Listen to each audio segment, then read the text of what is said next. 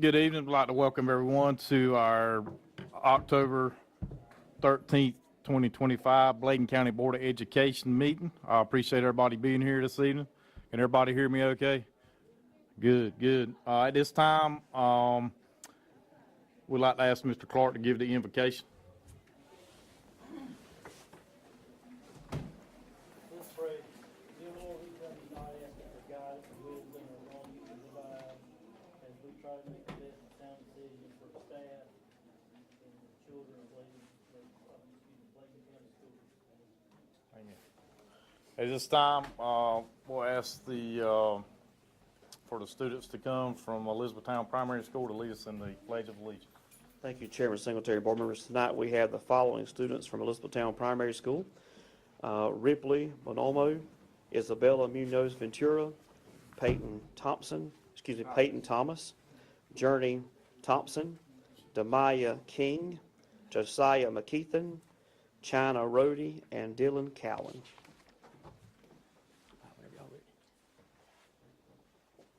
Y'all ready?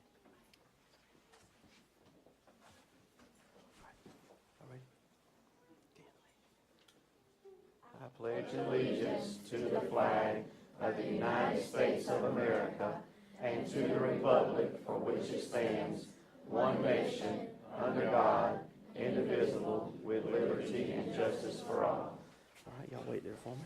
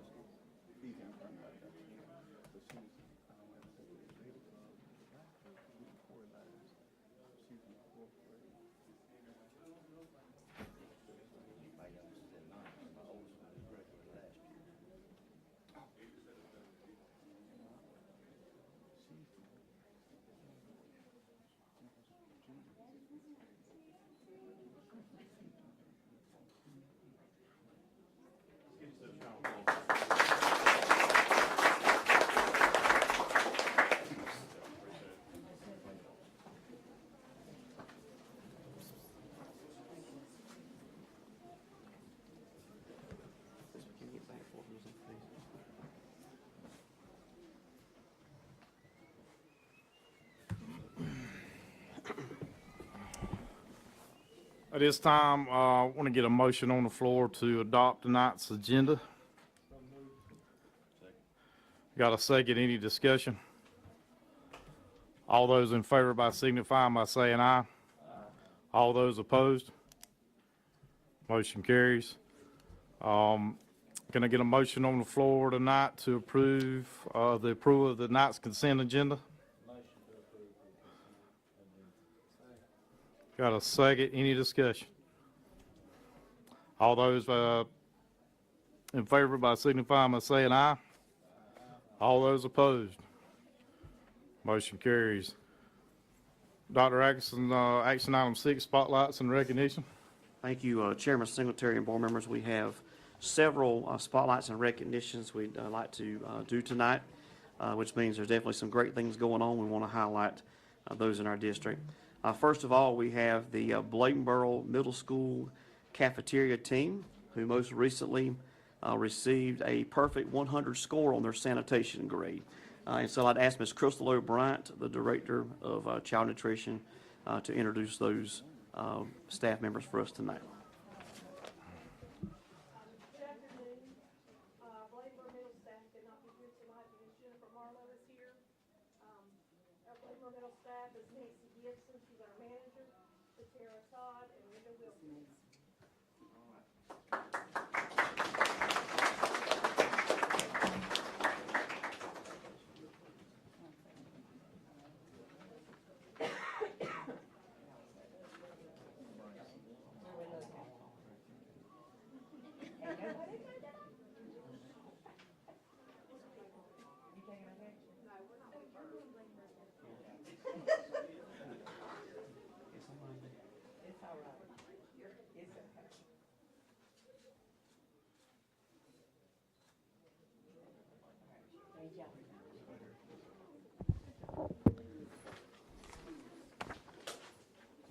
Next, we also have another school that received a 100 perfect sanitation score, and that is East Bladen High School.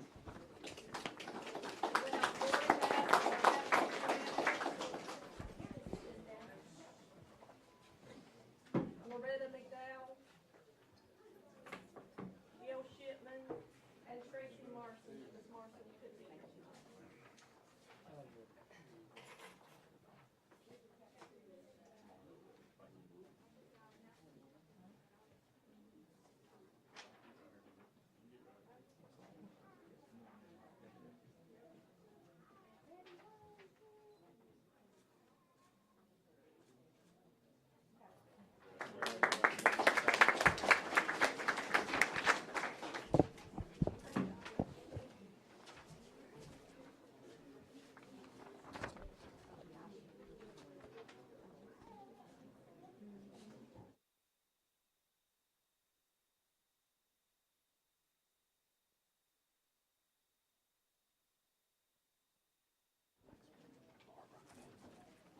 At this time, we'd like to recognize a couple of members from the West Bladen High School coaching staff who acted quickly to respond to a volleyball player in distress during a practice by performing the Heimlich maneuver.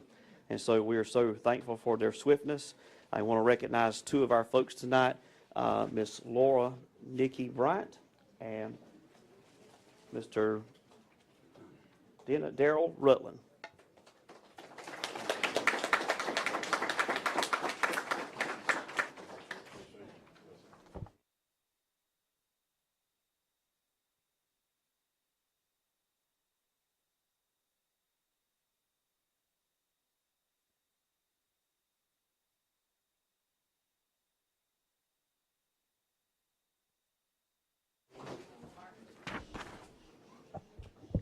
Next, we have the Bladenboro Middle School girls soccer team, the Waccamaw A Conference champions.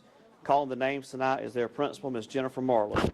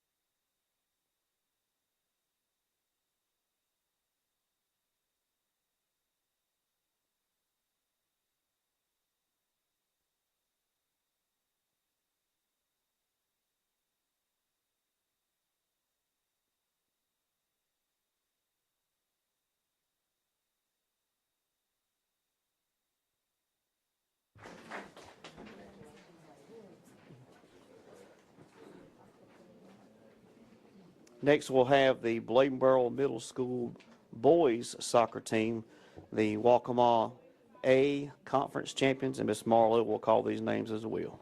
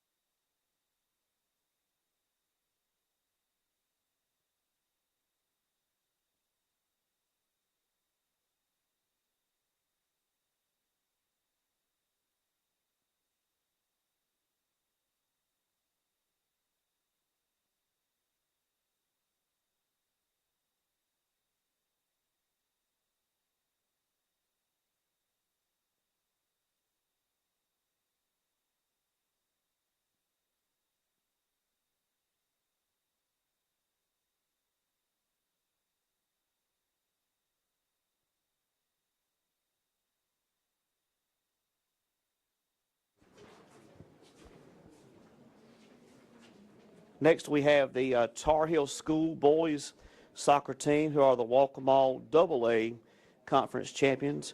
Dr. Ruffin, their principal, will be calling the names for us this evening.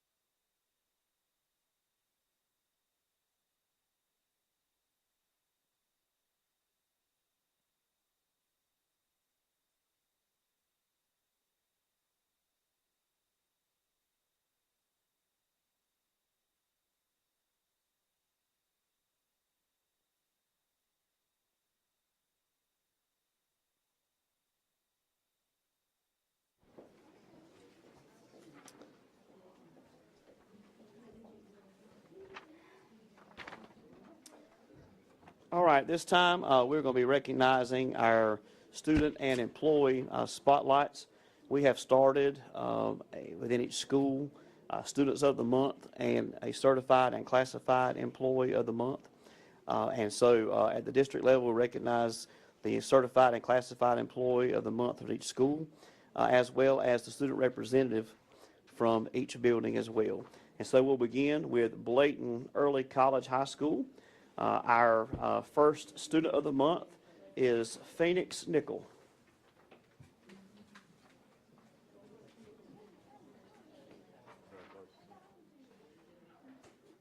Next student of the month is Madison Williamson.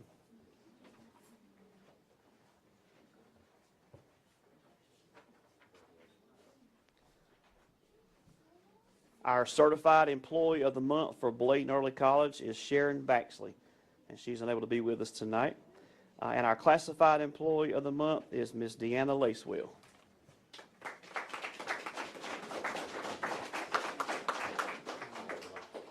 And we're going to take pictures of the students and staff together from each school. So we'll take Bladen Early College.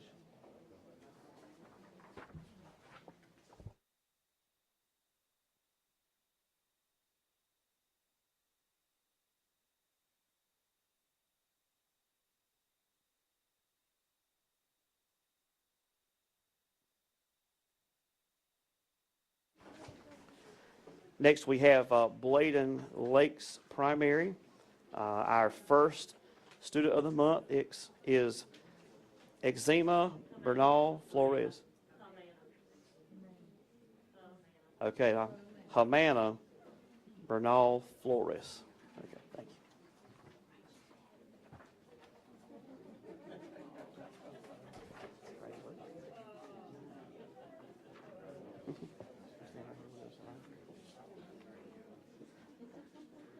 And our next student of the month is Hayden Carr.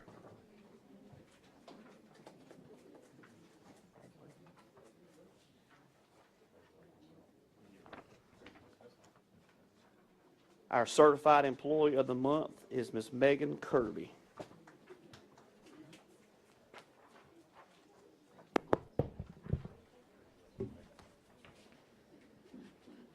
And our classified employee of the month at Bladen Lakes is Miss Rose Burgess.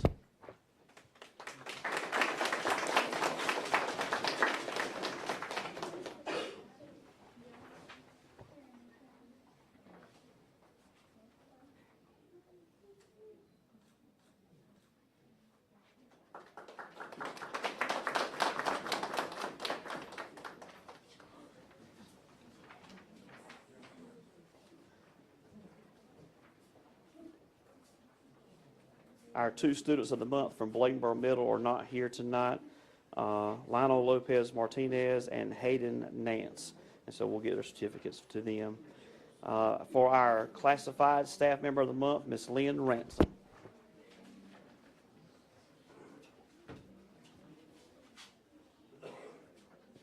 And our certified employee of the month, Miss Marlena Walters.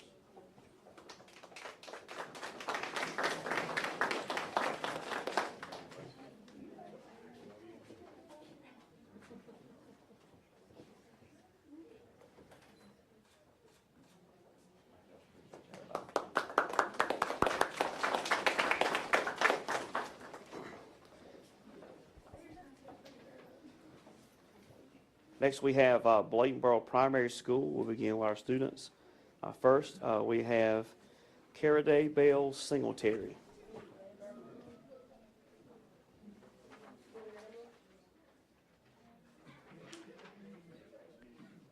And our second student of the month from Bladenboro Primary, Britton Christian.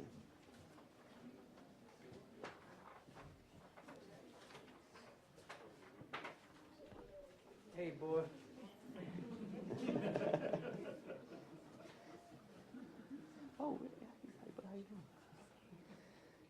Next for our employees, our certified employee of the month is Miss Robin Taylor.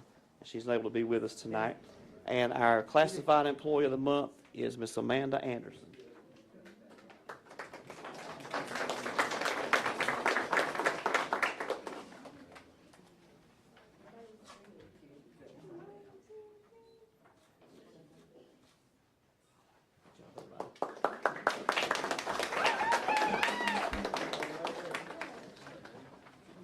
Next, we have Clarkton School Discovery for our students. Jason Bonds.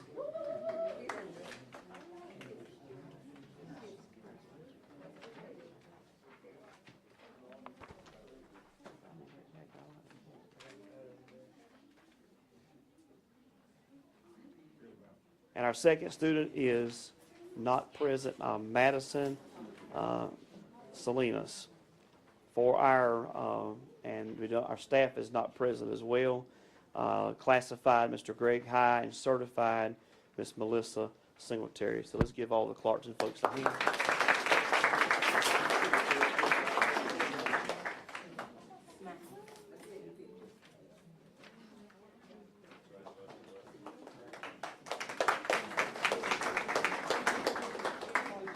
For Dublin Primary School, we'll begin with our students. We have Callie Cromartie. All right, Callie.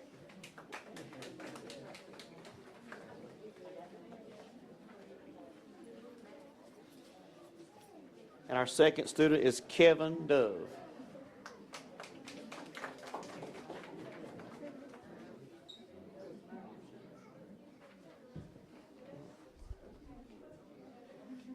And now for our staff, certified employee of the month is Miss Alexis Cox. She's unable to be with us.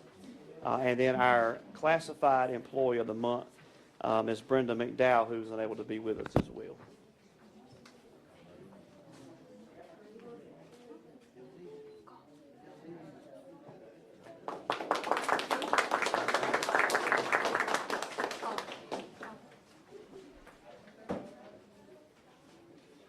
All right.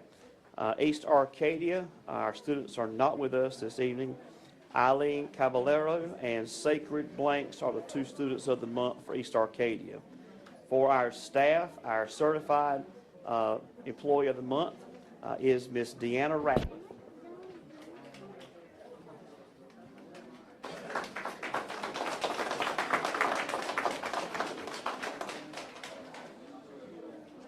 And for our classified employee of the month, Miss Constance DaCosta.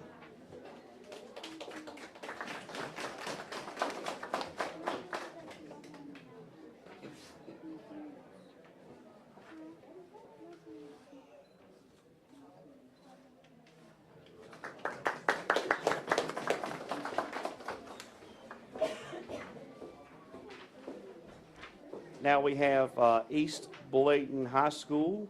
Our first student of the month is Gregory Banks.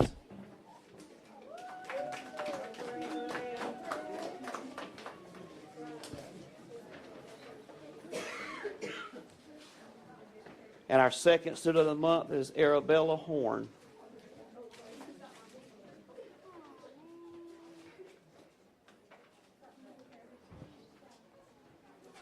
The staff members unable to be present this evening. Our certified employee of the month for East Bladen is Maria Segovia, and our classified employee is Miss Mary Addison. Let's give the East Bladen folks a hand together.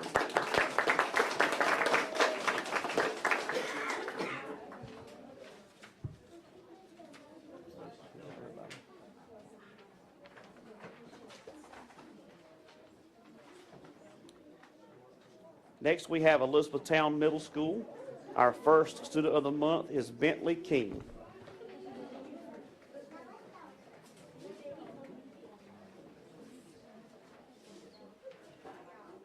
And our second student of the month is Zoe Skinner.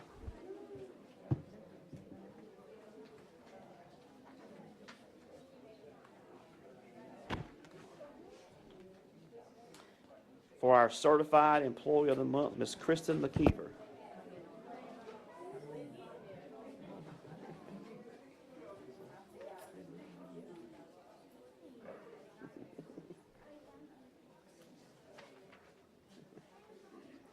And for our classified employee of the month, Miss Iris Martin.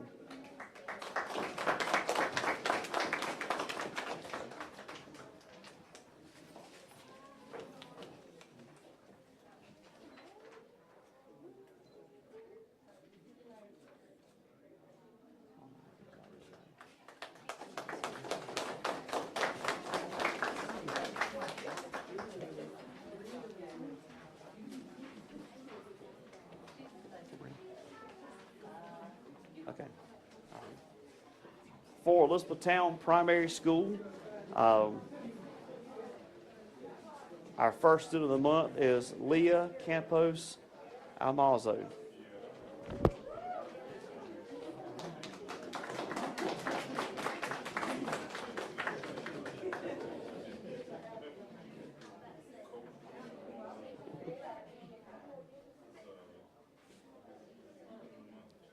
Next, we have Camden Wooten.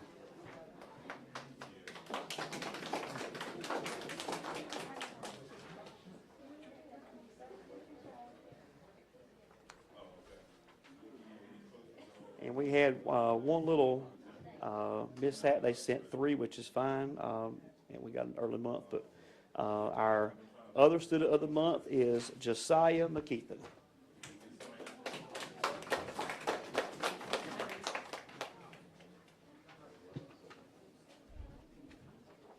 And now for our employees of the month. Our certified employee of the month is Mr. James Daly.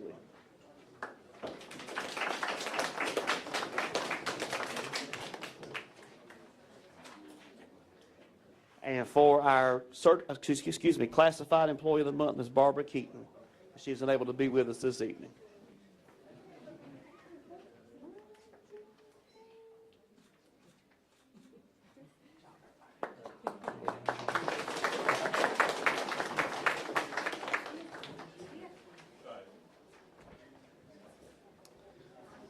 Next, for Tar Heel School, for our students of the month,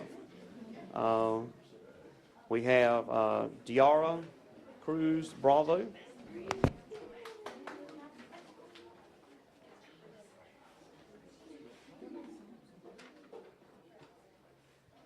And for our second student who was unable to attend, Elias Hennett. For our staff, our certified employee of the month unable to attend tonight was Miss Roberta Graham McMillan. Oh, she's there. Okay. I didn't see you, Miss Roberta. Miss Roberta Graham McMillan.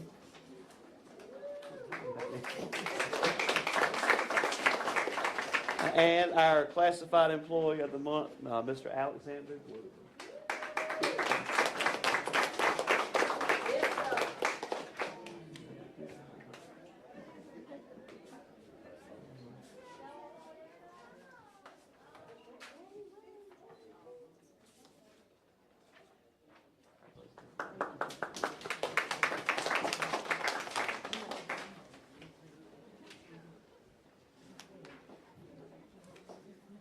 And our last school, West Bladen High School. Our first student of the month is Charlotte Cookson.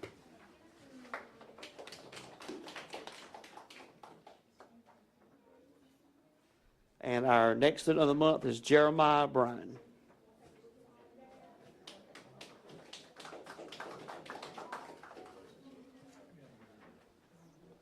For our employees of the month, our certified employee of the month is Ms. Kim Jones.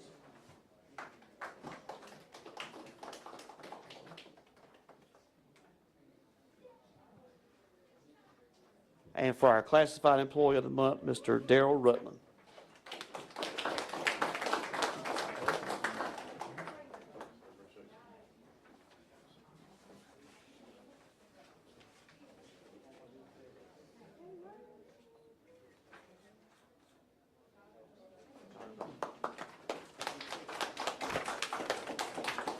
Chairman Singletary and board members, that concludes our spotlights and recognitions for this evening.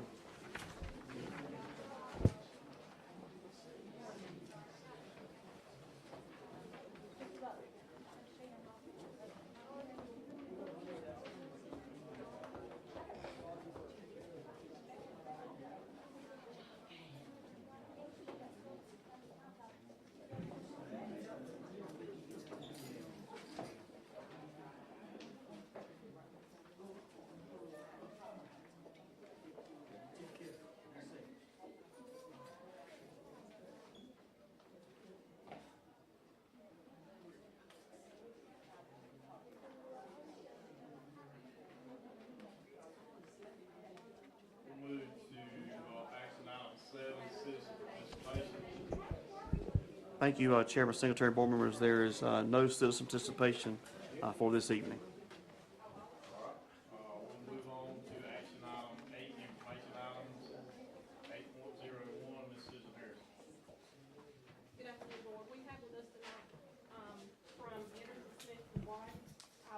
audit for the 2024-25 school year. Good evening. Quite the crowd you had here today. I ended up having to park down at Arby's to get here, but all of you should have a bound set of financial statements. Well, not bound, but clipped. If you'll notice, they're stamped draft on them. The federal government each year releases compliance supplements, basically telling us the steps we need to look at and what we need to look at for your major federal programs like Title I and EC. And the federal government's a little bit behind. They have not finalized those. And the local government commission who reviews these statements and approves them, they are not accepting financial statements at this time. So the draft you have in front of you, it's been audited. We don't have any new steps to do. We have drafts of these compliance supplements. We've performed all those tests. The only thing that will eventually change is the date on it. So once those compliance supplements are approved and finalized, we'll redate it and submit it to the LGC. So until then, we're holding it open as draft because, again, the date will change, but I don't expect any of the numbers to change. If you would turn to page 1 of your financial statements.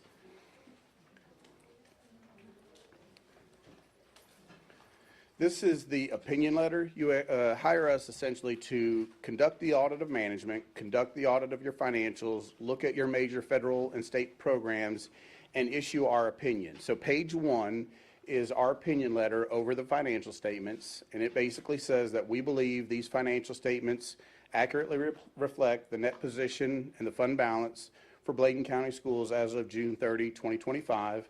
This is what's considered a clean, unmodified opinion. There is one change, a note here for this year. The Governmental Accounting Standards Board issued a new GASB, what they call GASB 101, and it created the requirement to value sick leave and book that as a liability on your government-wide statement. So it doesn't affect your fund balance. You use sick leave or pay sick leave as people use it, or it gets transferred to Orbit as part of individual teachers' years of service for their retirement calculations. But going forward now, we will every year calculate your anticipated estimated liability for that sick leave, the liability that you might end up paying out over time. Again, it's a part of your government-wide statements, but not your fund balance. So your local funds, you pay that expense as people use sick leave, but you don't actually value that sick leave within the funds. The funds, we take those those statements at the fund level, and we add liabilities and assets, like liabilities like the annual leave and now the sick leave, the pension liability.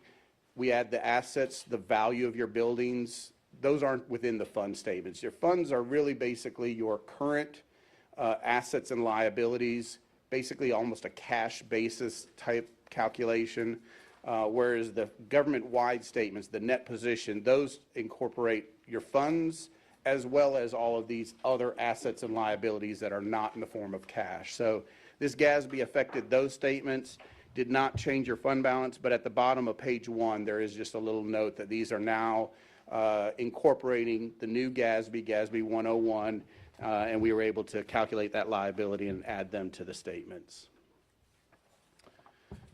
So if you would turn now to page 14. So again, we talked about basically you have two different equities. Your fund balance, which is really your cash on hand, your availability to cash, and then your net position.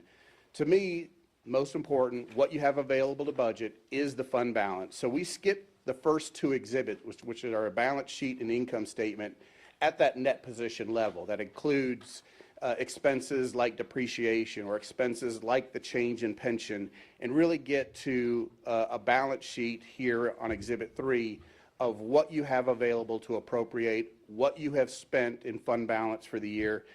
And so across here you have a column for each of your governmental funds. Your general fund and other special revenue fund are your main sources of local revenues that actually carry fund balance. You get allotments and appropriations at the state and federal level, but those do not, they don't come in advance. You don't hold cash and build fund balance in those two funds. So your general fund at the bottom of that first column, total fund balance on hand, $1,115,000. That was a usage of $350,000 of fund balance for the current year. And then your other special revenue fund at the bottom has $1,947,000 of fund balance on hand. You actually used 2.1 million of that fund balance in the current year. So total local fund balance, excluding capital outlay and the individual schools, you've got about $3 million of fund balance remaining, and you spent 2.5 in the past year. So if 25-26 is anywhere like 24-25, you'll really be in dire straits come the end of 2026 into that 26-27 fiscal year. So a significant usage of fund balance. If you'll recall, you've been receiving federal funds for COVID for the last 4 or 5 years. There was significant learning loss through the COVID pandemic, and now all of that weight and all of that learning loss has got to be addressed locally. So EC expenditures are up. Fund expenses that were being paid out of those COVID-19 funds, if those programs continue, they have to be picked up locally. You received millions and millions of dollars of COVID-19 money over the last 4 years. A lot of it went to programs. A lot of it went to air quality initiatives, new windows, new roofs, new HVAC systems. But all of that is expired. As of December 31, 2024, COVID-19 funds are all expired, all gone. And so anything that was funded federally that you keep wanting to pay for, guidance counselors, nurses, any of those positions that were funded federally are now funded locally and are become a burden on fund balance, on your local appropriations. So again, Exhibit 3 is the balance sheet. Those are your fund balance numbers. Are there any questions about your fund balance or these balance sheets? You still have $650,000 of capital outlay funds available, and then the individual schools have $588,000 across all of your various schools. You said it was GASB 101, and I think you mentioned before. Yep. You said sick leave, but wouldn't annual leave be considered a liability as well? It is, and they are both now. If you turn to page,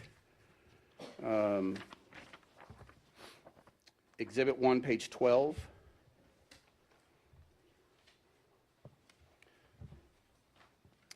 So again, this is your net position, your government-wide statements, basically looking at Bladen County Schools as if you were a publicly traded company.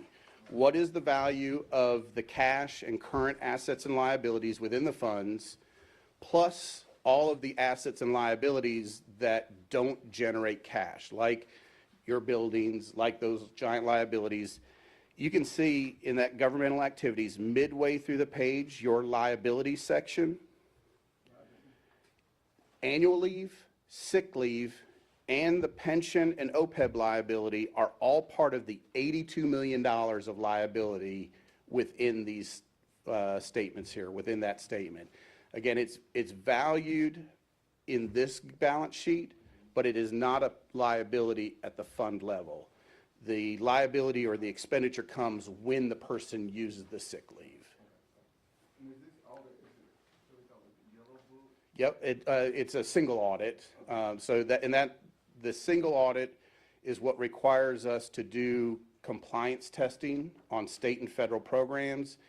And those compliance supplements are issued by the federal government and by the state government.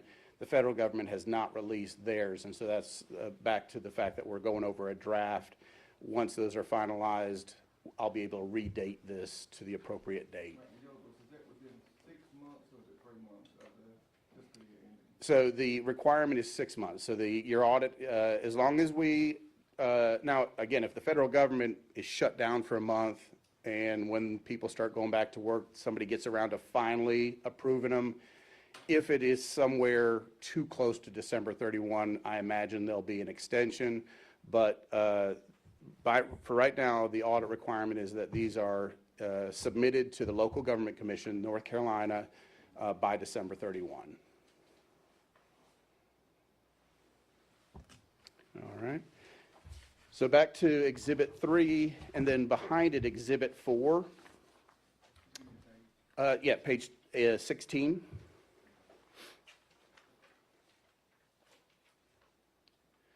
So this is the income statement for that balance sheet of funds that we just looked at.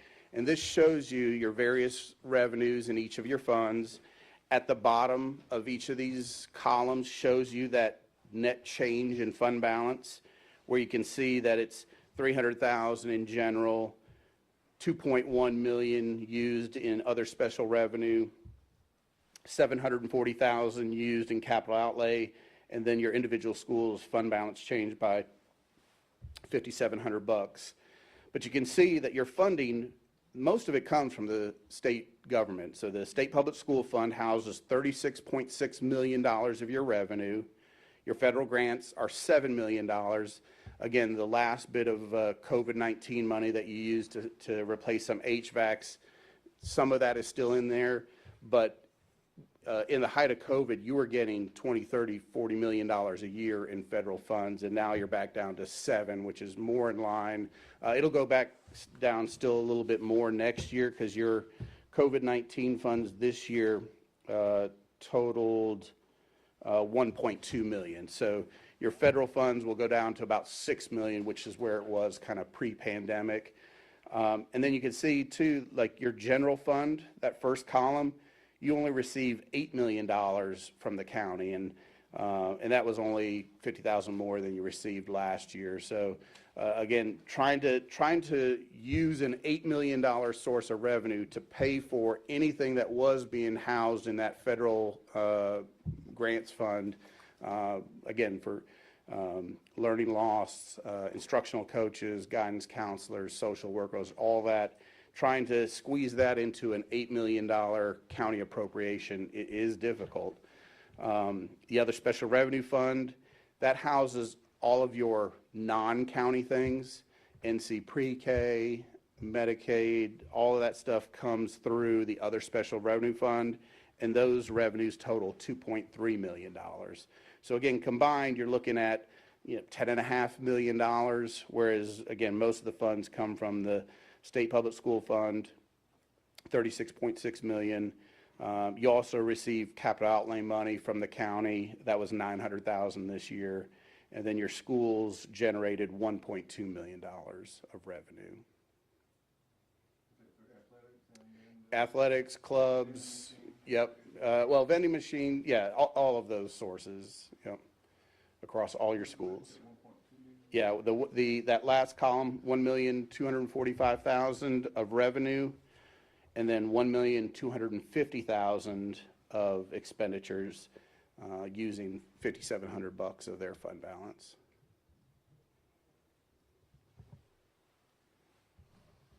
Any questions? Again, the biggest takeaway here is just that usage of local fund balance across those two funds, the general fund and the other special revenue fund. All right. If you would turn to page 22.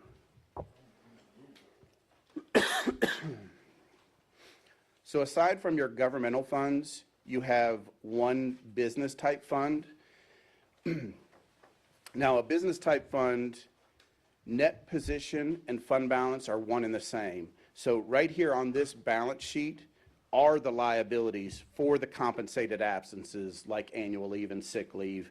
We have liabilities separate for the net pension, net OPEB liability.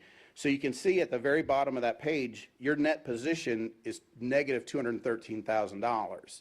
You don't have negative $213,000 in child nutrition, but because of, again, valuing all the assets minus all the liabilities, it's a negative net position. And that is the case in most governmental, especially school board financial statements. The net position and the fund balance are two widely different numbers because we're talking about hundreds of millions of dollars of assets and liabilities going in opposite directions.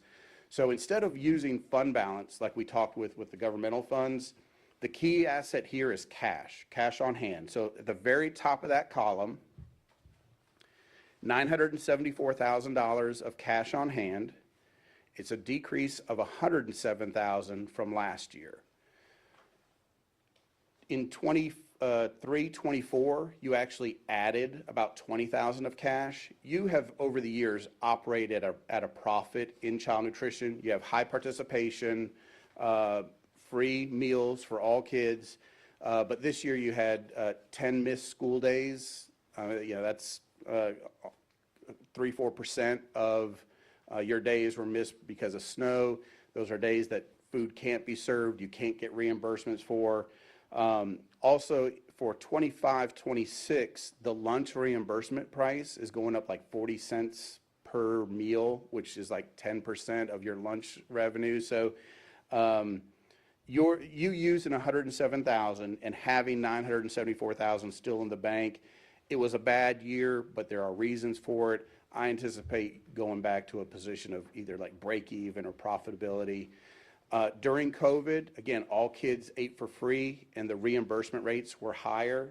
So you had the opportunity to squirrel away, save up funds. And again, even pre-pandemic, this school system has operated their child nutrition program at a profit, which is good because it's just one less thing to worry about financially, because when child nutrition runs out of money, it has to be funded locally. Kids have to eat. So as long as they maintain break even, use 100,000, add 50,000, use 40, somewhere in that neighborhood, that 974,000 should sustain you for a while and not be, again, become a burden on local funds when that money runs out. So again, even though you used 107,000 this year, I don't anticipate that being the trend. And again, just something you don't have to worry about. The money that it generates for itself funds itself. Just to be sure that I'm clear, I think pre-COVID, students were able to get free lunch. Yeah, this school system with your demographics, with basically the income demographics, you can apply for the CEP program, and you get a 100% reimbursement. Also, with various storms, you've gotten bump ups, so you've always operated under that CEP program. But during COVID, the reimbursement rate spiked, and you got more per meal. They have since come back down. They went back down to basically pre-pandemic levels, which does not afford the cost of food and the labor that goes into it. So while all those costs went up, reimbursement rates went down about a year and a half ago.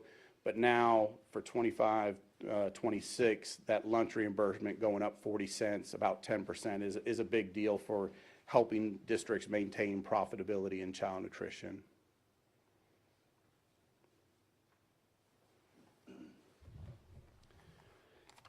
And so you can see on page 23, which is the income statement,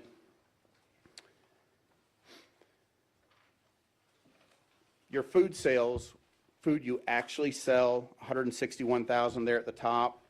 And then you have all your operating expenses, food cost, 1.6 million, labor cost, 2 million. Both of those are your big expenses. Both of those are very consistent with last year. What changed is down at the middle of the page, your federal reimbursements, 3,447,000. Last year, that was 3.6 million. So there's your 150,000 where you would have actually made money this year had it not been for those lost school days. So again, with that, now that's lunch and breakfast, lunch being a big part of it. So $2 million of lunches, a 10% increase in reimbursement rates is another $200,000 of federal reimbursement. So again, I think that'll go a long way towards having a full year, 180 days of operations, and having that increase in rate really should put you back in a profit situation where you actually are adding cash rather than using.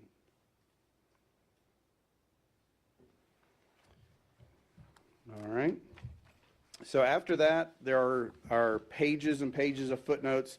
Also in those schedules, there were some budget versus actual schedules. You had no budget violations. The footnotes go over all of your various assets and liabilities. There's schedules of your fixed assets, your buildings. There's schedules showing you the change in the pension liability, going over all of the annual leave and sick leave calculations. Again, just lots of information, but if you keep turning all the way through those footnotes and turn to page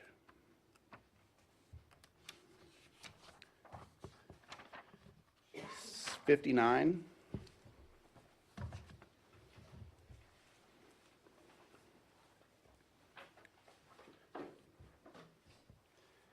This is a more detailed income statement for your general fund. Again, general and other special revenue being your two main sources of local funds, your two main sources of fund balance. This just gives a little bit more detail about the revenues and expenses, showing you your county appropriations of $8,014,000, fines and forfeitures of $107,000, indirect costs collected $222,000. And again, on that second page, it comes down to that net change in fund balance of $333,000. Last year's fund balance, $1,471,000, plus your change in inventory gives you $1,115,000 remaining of local fund balance. All right, page 64.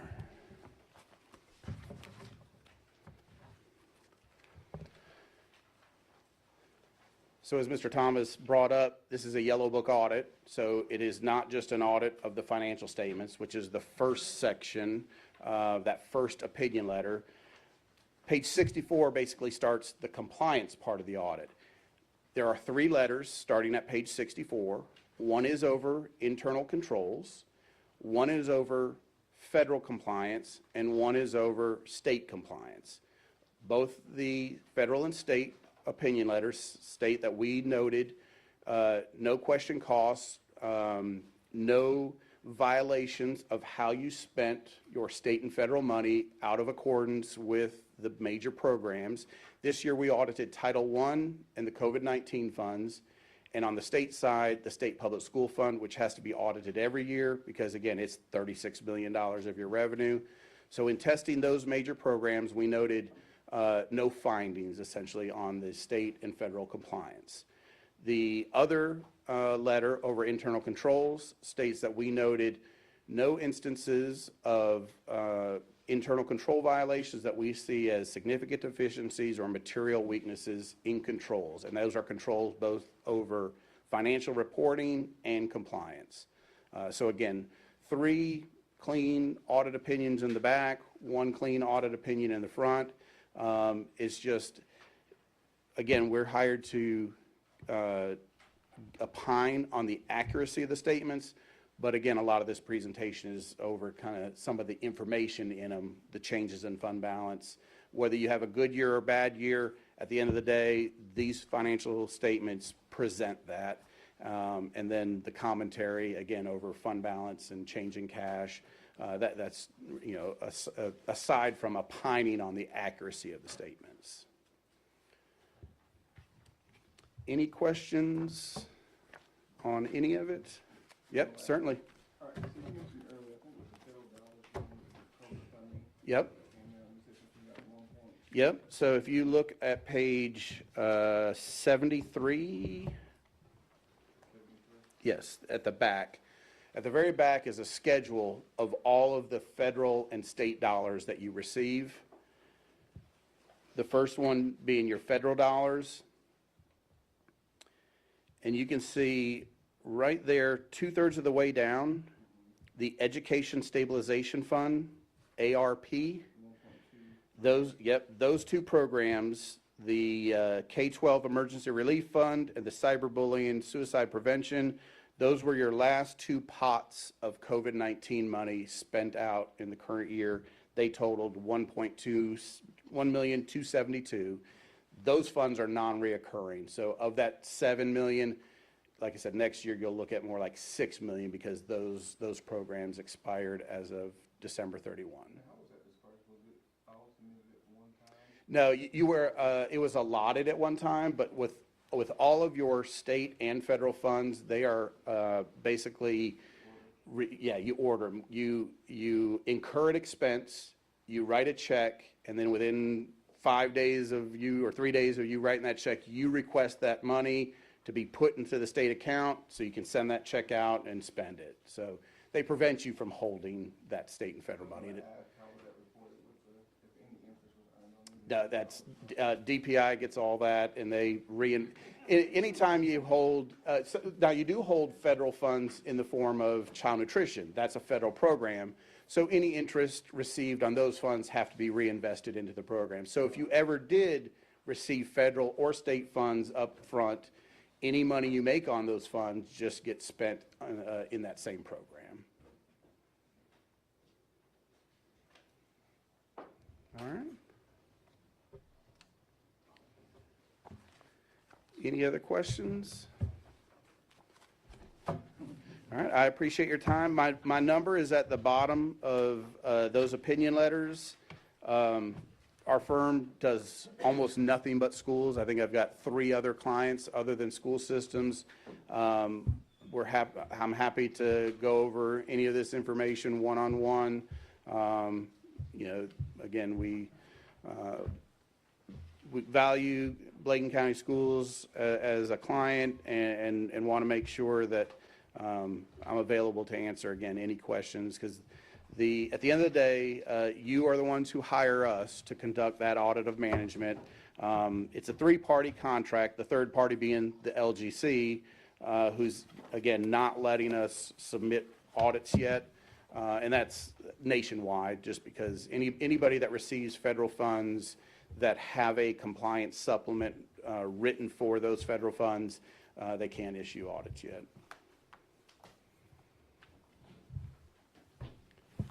All right, thank you. Thank you, sir. Just a reminder, guys, just make sure, board members, when you guys are speaking, just turn your mics on so everybody can hear you out in public, please. Action item, information item 8.2, review of EC services, budgetary challenges, Ms. Cheryl Whitesmith and Ms. Susan Harrison. Good evening, board members and Chairman Singletary. Tonight I want to provide an overview of the Exceptional Children's Department, current budget status, and highlight factors contributing to our growing deficit.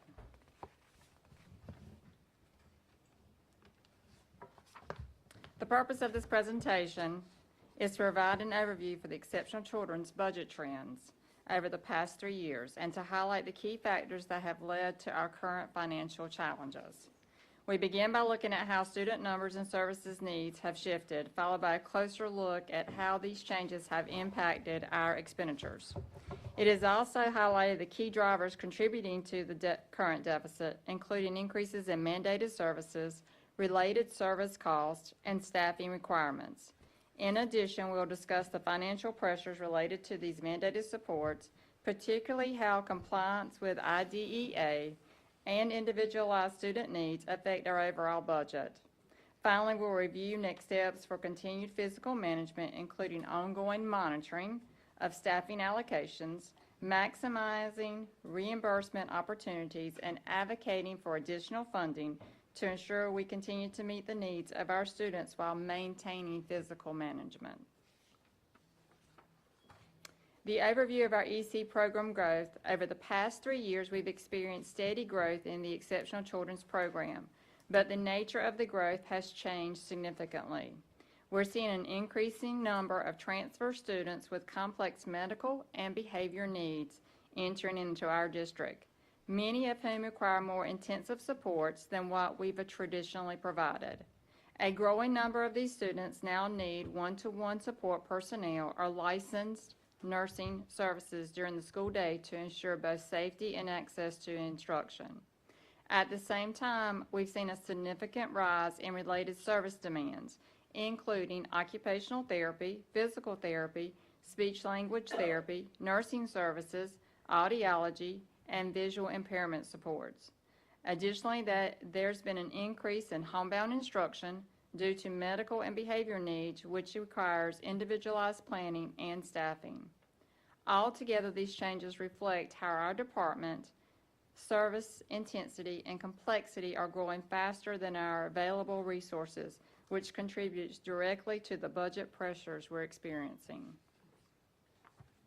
I have a EC budget comparison. If you'll click on that. If you look at the chart, you'll notice the bar graph showing the major components of our exceptional children's budget. The blue bar represents our instructional staffing, which continues to increase as we add additional teachers, assistants, homebound teachers, and one-to-one personnel to meet student needs. The red bar represents the benefits, which are also rising each year as benefits increase. The yellow bar represents the related services. This includes our occupational therapy, physical therapy, speech-language therapy, nursing services, audiology, and visual impairment supports. We've seen significant growth in these categories as more students require these specialized services. Finally, you'll see the green bar. It represents our transportation, which remains a smaller portion of our overall budget, but is still essential for ensuring access to these services. At the top, you'll see that our head count, currently we're serving 629 students. That is what we're serving right now. Our head count is due in December 1. In addition, we have 32 students that are in the referral process. We have 12 preschool children undergoing evaluations and 15 private school students that are being assessed for potential eligibility. These pending referrals are likely to increase our service numbers and cost in the coming months. This means our actual service numbers are likely to increase before the end of the year as our service demands continue to grow. Most of our EC teachers are now working at or near their maximum caseloads as recommended by the state, which limits our flexibility to absorb new referrals without adding additional staffing support. These combined factors, increased referrals, high service intensity, and reduced funding, continue to place significant strain on our existing EC resources. As you can see, while our head count has remained relatively stable, the intensity and the cost of our services has significantly increased. The largest areas of growth are in related services and personnel costs. The key drivers of our deficit: we're seeing increased enrollment of high-need students.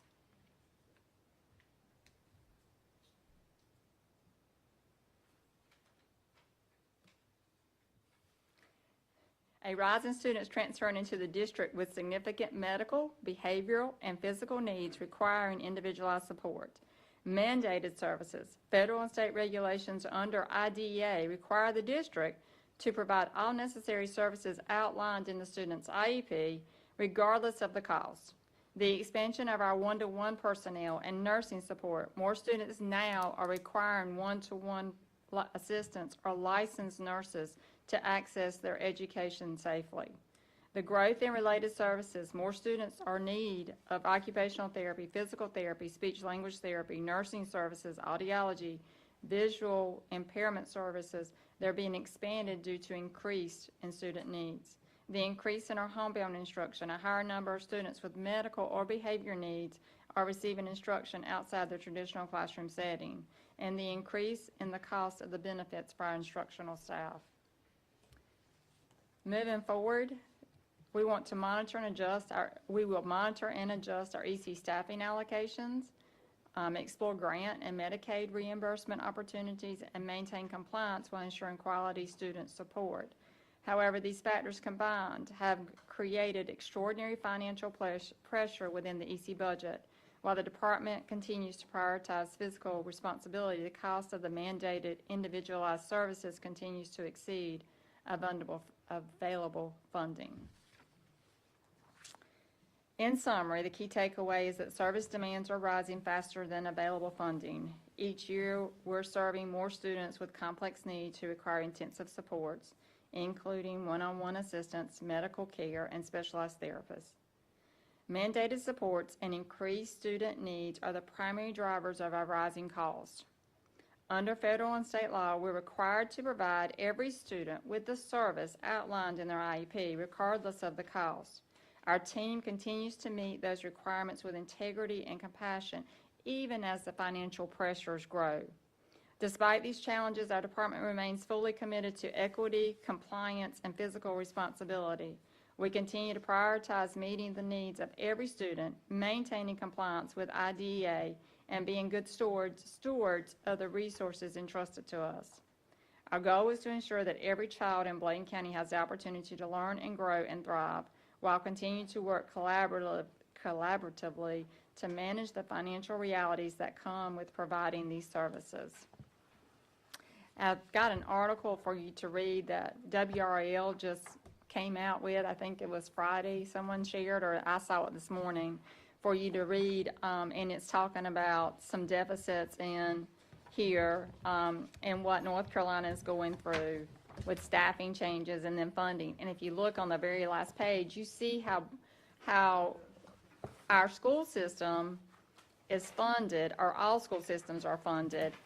Even though you have a head count of 642 is what we usually run, we only get 13% of our ADM. So we've got more kids qualifying than what we're getting funding for. So right now we're qualifying, our range is 16.09% that we are doing right now. So we're above 3% above what the state is allocating for us financially. So that gives you an idea of how the state comes about, how they fund us. On the very last page, it tells you that we are funded 13% of our ADM, how many students we have. And right now, we are identifying 16.09%. We're 3.09% above the allocation. So that's a deficit in funding for those students, but we still have to serve those students. So we're at a deficit, if you can see, we're at a deficit of, on that chart that I showed you, or have in there, we're at a deficit of $1.471 million, which breaks my heart. If I could ask a few questions. I noticed in your presentation there were some keywords you said. First was significant, with the increasing number of students that were eligible for services or needed these support services. But on the actual, I don't know, maybe I'm reading this wrong, the head count in 23-24, it was 638. 24-25 is 641. And then this year, as of now, is 629, which of course you said it'd be 30. But when we look at this, from the first year, 23-24, there's an increase of only, was that three? Three students? We're holding and steady there. was But the students that we have now, you've got all your seniors that have gone. Our head count is due December 1, so we will identify more children from this point to December 1, which is what our funding will be on next year. As always, we are funded in, and Ms. Harrison will help me here, we're funded in the rears. So this year's funding is for our last year's number.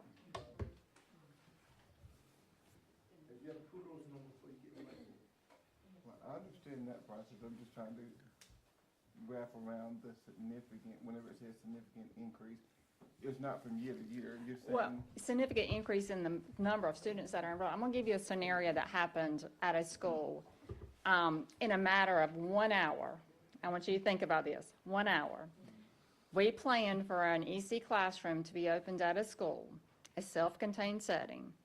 We had 7 kids on the roster.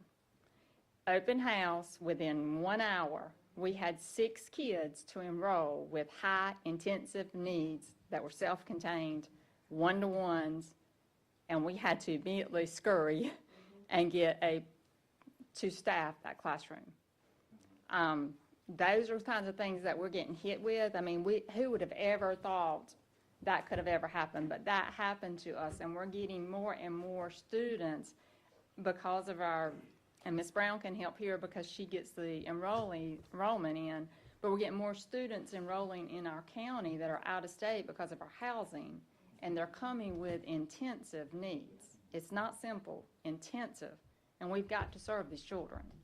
Right, so what you mentioned earlier, if there is, what, make sure I have this right, no significant, staff. We may not have sufficient staff in order to accept new referrals. I think you said that the staff was at near the. Maximum, we have What number is caseloads. It all For the depends on what caseload. level you teach. So when you have, and it all depends on what setting you're in. Most of our self-contained classrooms, and I want you to think about this, are sitting between 9 and 13. That's a lot of children. That's your intensive needs students. That is self-contained intensive needs. Every one of our classrooms are sitting, those teachers are maxed. Then you've got resource students. We're sitting here with, we have, if you're elementary, you can have a caseload up to 35, and that's a caseload. That means you're doing the paperwork for. And in middle and high, you got 50. But these teachers are serving these kids. We did math today in our meeting, and if we divided the children on our head count right now by the number of EC teachers that we have, for each child, or each teacher, that would be 23 kids per teacher. That is more than anything that we have, and these are your intensive needs children. That is we're maxing out what we have. That's what I meant by that. When y'all think about this, we're maxing out what we have. And we've got teachers that are over the caseload, and we've added a support in there as a teacher assistant, not hiring another teacher to give that support. So there's a lot of finance going on in EC, and that's all we pay for. You don't see any workshops. You don't see any supplies and materials. You don't see any instructional materials. You don't see any of that. This is what these budgets pay for, these 4 things. The state and federal money, this is all it pays for. No supplies, no change in supplies, no gloves, no change in pads, nothing. This is it. No diapers, no nothing. This is all the state and federal money pay, is right here. These are the 4 items. That's Where does all it that's come in my for the- budget. For those items, though? Where does it comes from?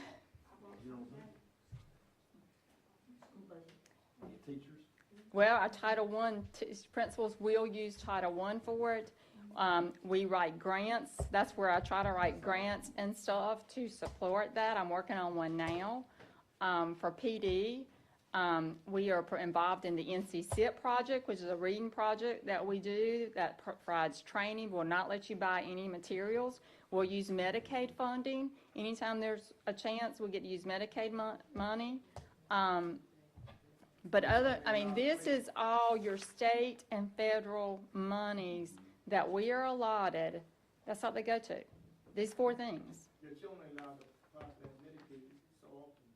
Well, yes, it all depends. Yes. But that only comes in the federal government shutdown. Yeah. Yeah, so Ms. Smith, can I ask you a question? Yes, sir. Do we have any packages that are out of compliance? Do we have That are out of compliance? any packets that are out of compliance? Right now, yes, we do. We have 2. We do. We have 2 students that moved into Bladen County Schools with, one student has a dead reeval and one student had 2 students have dead IEPs. But we're working on getting those compliant. But they came to us with, yes. So we're getting on those. But yeah, there's only 2. And what grades are they in? I can't give you, I don't remember the grades, but, well, a minute, I do. The level's high school and, they're both high school. Thank you. They're both high school. Good information. Okay, Understand a lot better. Thank you. you're welcome. If I could, Chairman Singletary, if I could kind of piggyback off Yes, of sir. Ms. Whitesmith's presentation, and thank you, Ms. Whitesmith, it's a lot of work to put this together. Looking at that spreadsheet, you see the negative 1.4 million. That is projected for 25-26. And that's based off the current number, that's not the additional referrals. When the auditor was talking about the restricted Fund 8 fund balance, and Ms. Harrison can correct me if I'm wrong, the 2 driving forces that forced us to go there was the EC services and utilities, because the local budget has not kept up with the funding. Ms. Harrison, if we would look back at it, we have been flat on county dollars since the 23-24 school year. And so all the increases that everybody's experienced at home with utilities and cost of everything, the local money has not moved with that. The only designated funds that came separate from that was the SRO funding, which you'll find out, we'll discuss a little bit about that does not still align, as well as the 50,000 that was designated this year. And so as most other folks are realizing, and with the deficit on the federal and state side, the bill has to be paid. This is not optional. We have to cover these services. And until we get a change on the federal and state side with allocation, and until we get more money from the county of Bladen, we're going to continue to dip into fund balance. And as he shared, we may have one more year we can do that. At the end of the day, if we go below the zero line to the negative, the county has to make up the difference at the end of the year. It'd be much easier on the hearts and minds of staff, I'm sure for you all as a board, that we get that now and work through that now. But you all have seen the budget messages. You've seen we've requested, I know at least 1.1 million was the new request, and one of the things we stated in there was the utilities and increasing in services. You know, as things continue to increase, the local pot is not moving. And so if that if that doesn't change, we're going to find ourselves in a very difficult place. And so when we got these initial, and this is not even the official state budget of North Carolina. We still don't have a budget for this year. We're operating on contingency from last year. And there's no telling what's going to come out. Raleigh may come out even less. They've been back and forth. And, with all the uncertainty on the federal side, because, right now everything is obviously shut down. We had a little scare over the summer. One of the chambers now is talking about a reduction in Title I, which, you heard a couple say that's what we kind of use to help with some of these supplies. But it's not negotiable. It's got to be done. And so when we get to my report a little bit later on, I want to talk about an idea that we want to kind of look at maybe between the boards because, we cannot continue to maintain a flat budget with these high-end needs. It's just not there. And so I think it's going to take advocacy in every direction, local government, state, and federal. That article does a really good job of highlighting where the deficit is in North Carolina. We're actually going to pilot a new funding formula, which did not happen. And this in arrears, so say we jump up to 475 students. You're not going to realize any dollars that match the 475, and it still doesn't fully fund until next school year. And that's the difficult, in all our other funding sources, we say, this is this year's money for this year's children. Well, the money for this year's children, even though it's reduced, is not shown until the next year. And so that makes it very difficult. But, we want to be fully transparent. And I'm kind of glad that we asked Mr. White-Smith to do this because this was one of the bigger areas. And in my report, I'll call on Ms. Harrison to share some more things about the utility costs and increasing things there when we get to that point. But, we wanted you all to kind of see, the numbers and really where this is coming from. As you stated, you don't have the ESSER dollars anymore. I think the same thing happened with Race to the Top many years ago. That was a very similar kind of funding that the federal government had. I think it was back 2012, 2014 timeframe. Same kind of thing happened. They thought that was what was going to, quote unquote, sustain you, that one-time patch money. You've got to have a sustainable source of funding at a minimum, and then increases to match. And so that's been the challenge. And a lot of times, even the state's been bad about this. If there's a big pot of federal money that comes out in a one-time funding, and then it goes away, they think, oh, you're supposed to be able to make it on that. And that's not what happened. And to be honest, that's what happened to Winston-Salem Forsyth. That's why they're sitting here with over $20 million in the hole, because that federal money went away. They tried to sustain what they had, and they couldn't do it. And so, thank the Lord, we're not there now, but, that fund balance is down, but it was used with intent of providing those services. And so, that's something we definitely got to think about, especially on the EC side, and know that it's not just because we have to provide it.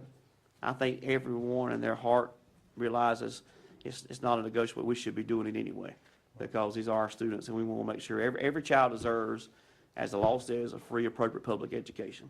And so with that, that means whatever it takes for him to be successful to achieve that and to have that, we're supposed to try to do in the best of our ability. So just want to kind of add that so you all know that's really a portion of that hit and fund balance was to kind of break us even on the end of this last fiscal year. So Mary Superintendent, there was, as Mr. Whitesmith was doing a presentation earlier, where we came, I think it was mentioned the supplies is excluded. So with consideration to federal and state dollars being restrictive as to how to utilize those funds, I knew that it either had to come from the local funding or from the revenue Right. that the schools generate. So with that in mind, I think we mentioned several months ago about meeting with county commissioners about different things, and we And even that's- came up with the idea of having an actual luncheon, if I'm not mistaken. I'm not sure if I missed that or if it never took place. We, Because and that there was was a the- lot of talk Correct. about that, and so And we here we are actually- a month later. That's what I was going to bring up in the report, that I think we need to go ahead and schedule that session with them. That was during the time, in fact now, because we do have the new county managers being employed, has started as well. That was some conversation too about some of the trades and things that had come out over the summer. And that actually asked as well about meeting with us, but I think we need to go ahead now and get that on the books, because I think they need to understand the reality. And I'll share some more in my update of some increases that the county has done to some things on their end, but we did not get that. And so we cannot continue to maintain on the same money that comes from the county. The fund balance is not going to be existent much longer if we continue on that same thing. But definitely, that's what I want to mention. We've got to get that scheduled. That needs to happen, and we can circle back to that here when we come at the end. Thank you all. Yes, sir. Move on to action items, 9.1, social media litigation retainer agreement. Dr. Atkinson and Attorney Weinstein.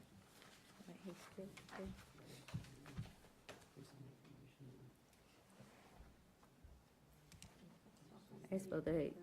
Yeah, the printed, okay, the 8.3 is the SRO. Oh, I'm sorry. On the printed Okay, I'm reading it off the paper here, so. So 8.03, information items, SRO memorandums of understanding, Bladen County Sheriff's Office, Elizabethtown Police Department, Miss Ann Brown.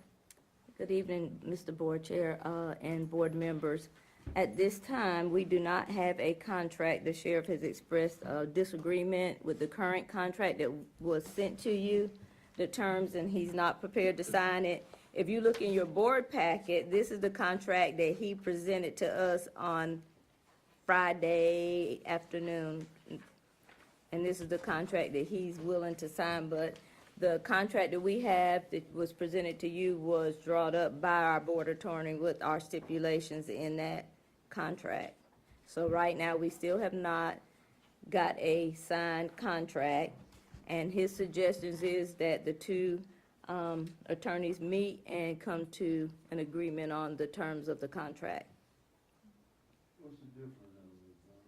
Well, one of the differences is, as an administration team, we raised concerns about the overtime costs, about using certified SROs and not off-duty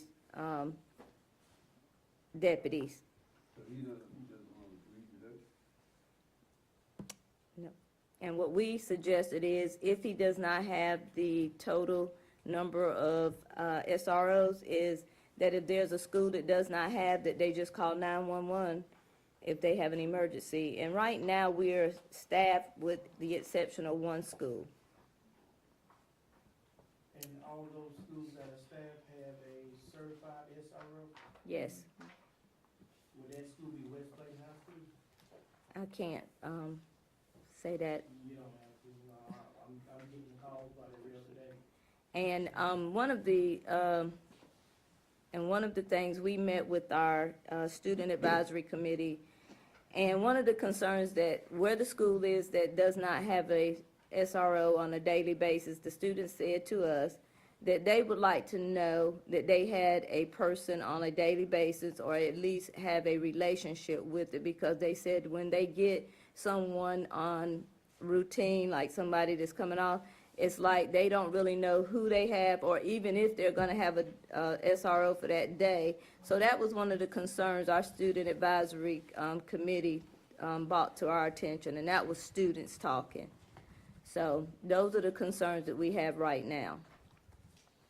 I guess, just to add to that, I see the dollar amount that's attached, or that's proposed in this budget, which is a major increase for some of the things that we've seen in the past. And that comes because the county got a 3% raise, but there was no increase in the amount that was given for our SROs. And Ms. Ms. Harrison, you sure? Harrison has that amount. Oh, We shit. already did that, we don't cross that bridge with them. What So bridge? They need to understand that this is not a well they can go to and just get water anytime they want to. They just get as much water as they want to. That ain't the way this works. Yeah, that ain't the way this works. I'm gonna ask Ms. Harrison if she would to share some of those numbers, so we can kind of see specifically the difference in where we are and where it has moved. And additionally, the specific allocation that was set aside was supposed to pay for 6, and that was done in 23, 24.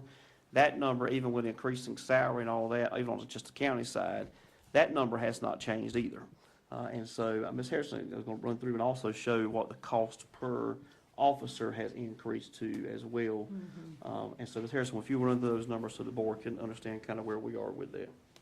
Okay, like Dr. Atkinson said, when the county agreed that they would pay for 6 SROs, and we would pay for 6 SROs when this came about, and they gave us that year an additional $316,985.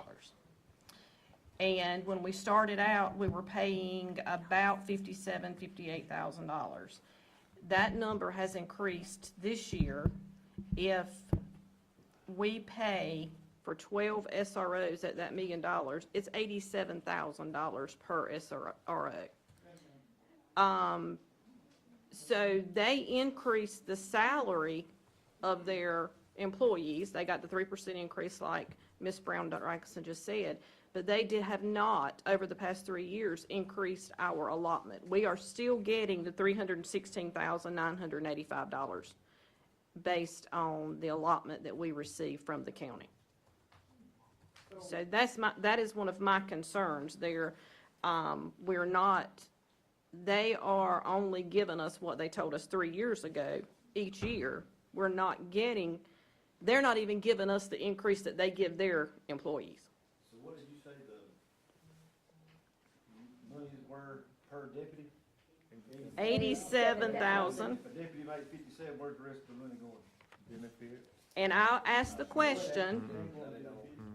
I did call specifically and ask the question because in the contract that was done with our attorney, it did state in there that they would not include like allowances for vehicles, uniforms. So I did call and ask that question because in my mind I was thinking, well, maybe they're including that in there. It does not include anything but their salary and benefits. That's it. But if you take that $1 million and divide it by 12, you're at like $87,849, I think is what it was. And we're not paying that on Ms. Harrison. No, sir, we are Right. only paying based on the individual salary at this point. Right. Now, Because we don't have a contract. now we saying that we have 11, not 12, We actually have 9 right now. 9. We don't So we're need worse than I thought we were. We don't need 12 because BCC, our early college, has their own security. They have security at BCC that takes care of the students there. Is it outside security? Or is it on the county level? County level. It's private. No, County level means security, that's what county level means. Well, I'm not sure. I don't know what Mr. Cruz so called. it's, yeah, so yes. it's a private entity that they've hired to take care of things there, right? It's employees of the college. One of them is a retired officer, Yeah. and one I think is deputized, maybe auxiliary with the sheriff's department. But Okay, he's but employed by BCC. that's fine, that explains their credentials, but we're talking about the salaries. Who's paying the salary? Those are paid by the community college. College, those yeah. are there. Okay, so they're hired by the community college and they're paid by the community college? Yes, That's correct. Okay, so we have 9 SROs that we're paying for, yes. Absolutely. We just got the 9th one on but he last wants us week. to give him the money for 12. Ain't happy. Ain't happy. Because in our agreement, we actually said up to 12 Up to 12. and up to dollar amount, not to exceed dollar amount. And he stood right there and told us that he would get it done. He said he would get it done, and he still has not got it done. He didn't get it done last year, he has not got it done this year. And we expressed to him some concerns. And I think we have, discussed- I'm ahead. sorry. We We have, discuss- Bladenboro Primary and Bladenboro Middle that are sharing one now. They have That's one. and then you got the one vacancy, so, and then take off early college, that would be the, that's where the 11 Each would one of be. those schools is supposed to have a designated SRO that is certified. There's things in those schools that regular road SROs cannot do. They have to be certified to do those things that we expect them to do and that we're paying for them to do. Not only does it get them in a bind legally, but it gets us in a legal bind. All the parent gotta do is raise the flag, and it's done. There were, some things that, were requested that actually wanted an email from me, but I refused because, I'm not putting anything in writing that this board does not approve. And so I refused to make a statement on email.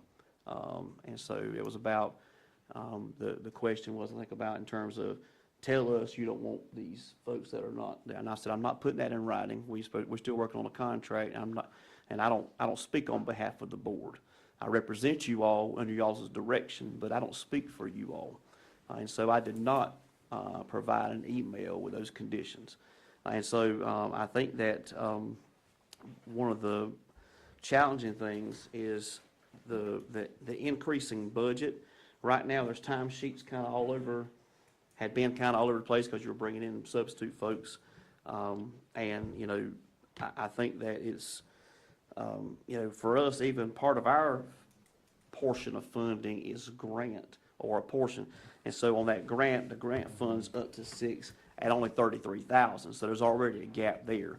Ms. Harris, I think you used 3 or 4 different funding sources just to try to cover I do. where we are now, just even with the county's allocation.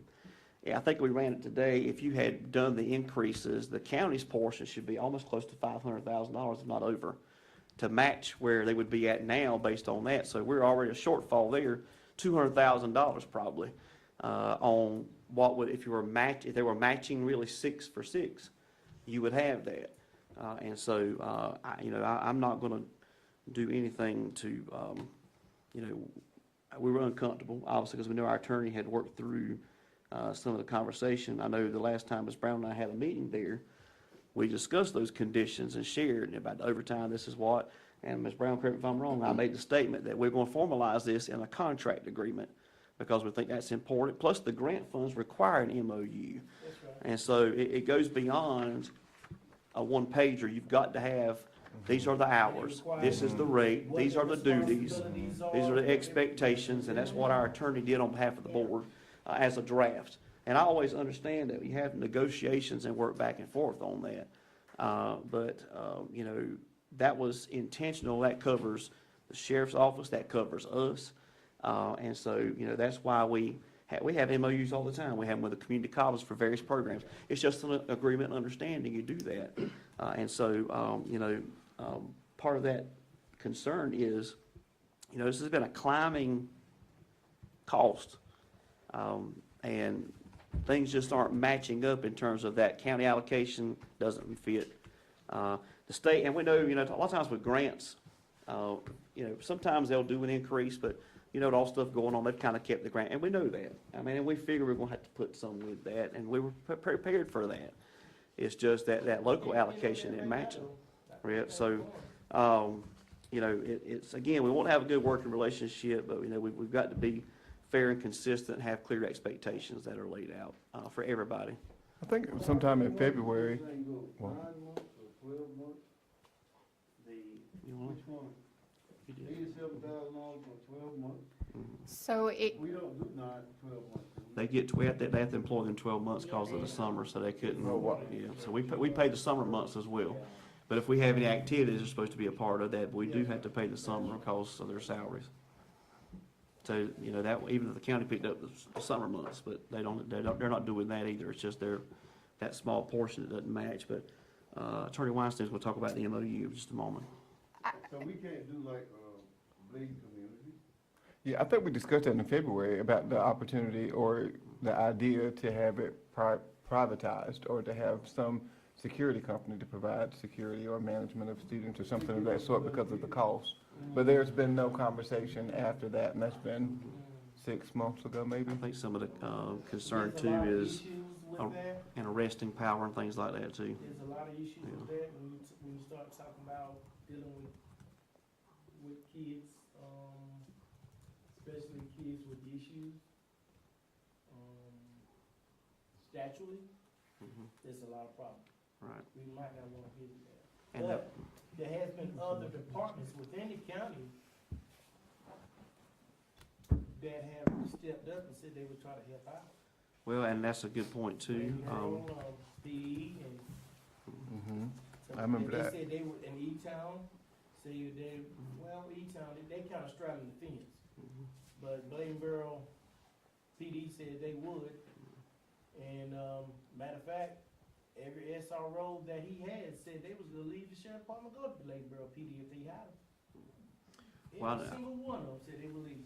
And we have talked to both It's not a good place to work. both chiefs, Chief McMichael and Chief Rouse. I know that for Bladenboro, they're working on some things in terms of potential numbers and things to kind of get done. So obviously, we want an MOU that would cover, in fact, the board attorney, even in the sheriff's draft MOU, placed a clause that the board reserved the right to contract with the municipality for those schools, so that gave us that opportunity as well. But I do know that there is interest, Bladenboro and Elizabethtown, both chiefs have expressed interest in covering.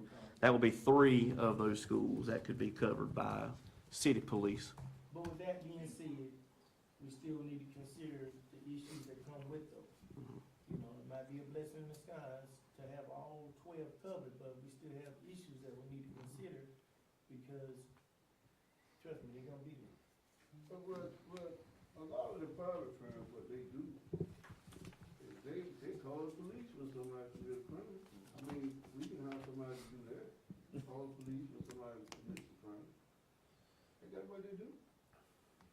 I think we just need to have the board attorney kind of break it down to them and let them know this is what it is. We need to have people in, we need to have folks in the buildings. Yes. A lot of times when you have external, as being somebody that's had external before, they're not as attentive. And there's always a uniform that's got a badge or whatever. There's more intent behind that. So I think at the end of the day, we got to get this figured out because as we all know, the world's changing. We need folks inside these buildings. And if it takes, if we got to meet and get it done, then that's what we need to do. But if we need Bladenboro involved, we need Elizabethtown involved, and that's what needs to happen because at the end of the day, we need folks there. So that needs to be, at that sense of urgency. I understand the contracts, not where everybody wants it, but it's what we've asked for. It's laid out A, B, C, all the way through Z of what we wanted, what we've asked for.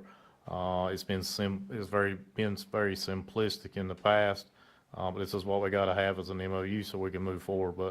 But we just need to set whatever aside and look at who we're protecting out there. And I'm not always sure that we got the right vision out there sometimes. So we need to figure that out, and I think we need to figure it out pretty quickly. And those officers need to make sure that every officer is certified. Whoever has that responsibility needs to make sure those officers are certified. And they need to be assigned to the school and work in the school. Yeah, because there's a lot of special statutory language that's specific for schools that's different from the general public, especially things like questioning students and that kind of thing. There's a lot of special laws around that. Those folks would know and be trained in them. And the way we always did it was, if a certain particular officer was at a school out that day for training or whatever, then the closest school to him will cover that school. They would spend half day here and half day there. But you made a presence in that school, and it was already understood that that will be the officer that's coming, so the principal knew why you were there. It was understood.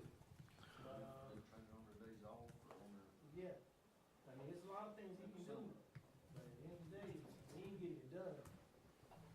He ain't getting it done. And we have a responsibility to make sure there's officers in that school, and those kids are safe. So we'll get that meeting together so we can get this resolved, so we can move forward. So thank you, guys. Y'all please don't go back and say that those officers are leaving, cause like they got families they need to take care of, and he would probably try to fire. Please don't do that. Wait a minute. Yeah, It's live, right? yeah, let's, let's, Lord forgive me. so, moving on to action items 9.1. Is that correct? Social media retainer agreement, Dr. Atkinson, Attorney Weinstein. All right, thank you, Chairman Singletary and board members.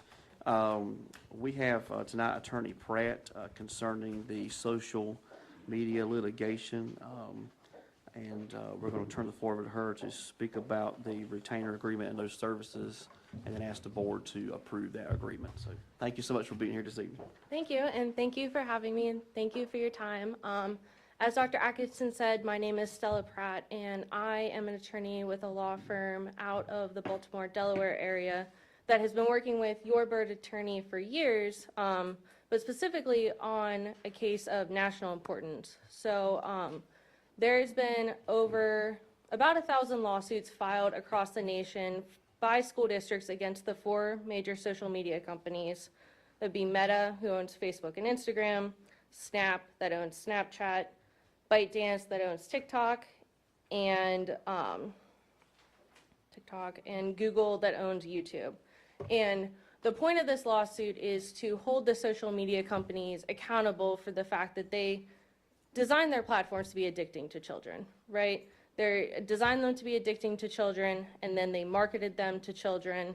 There's no age verification, right? You can open your phone and tell Snapchat you're 13, and they don't care, right? And what has happened is that's caused a huge problem in schools because you have teachers that are trying to spend their time teaching students, and kids can't get off their phone. Kids are constantly checking their phone. Things are buzzing. Kids are being bullied online, and the teachers don't know about it, along with just a whole myriad of other issues that the social media companies have caused in districts. This has led to you suffering increased costs, right? You have to hire more mental health personnel. You need more security, as we just talked about. You're trying to combat something that is intangible and you can't control because you try to go physically take this off, and that's a whole separate set of problems. And so I am here to talk to you about Bladen County Schools joining in this nationwide fight to hold the social media companies accountable. So it's not meant for them to shut down the platforms because, as we know, right, Google, and these platforms exist, society exists, but they can be used responsibly. And so the idea is to ensure that they are held responsible and are used responsibly, that they have the correct age verifications, that they don't target children, that they don't keep them sucked in. And so we're here to represent the district. It would be at no cost to the district. We would only get paid if the school were to make money.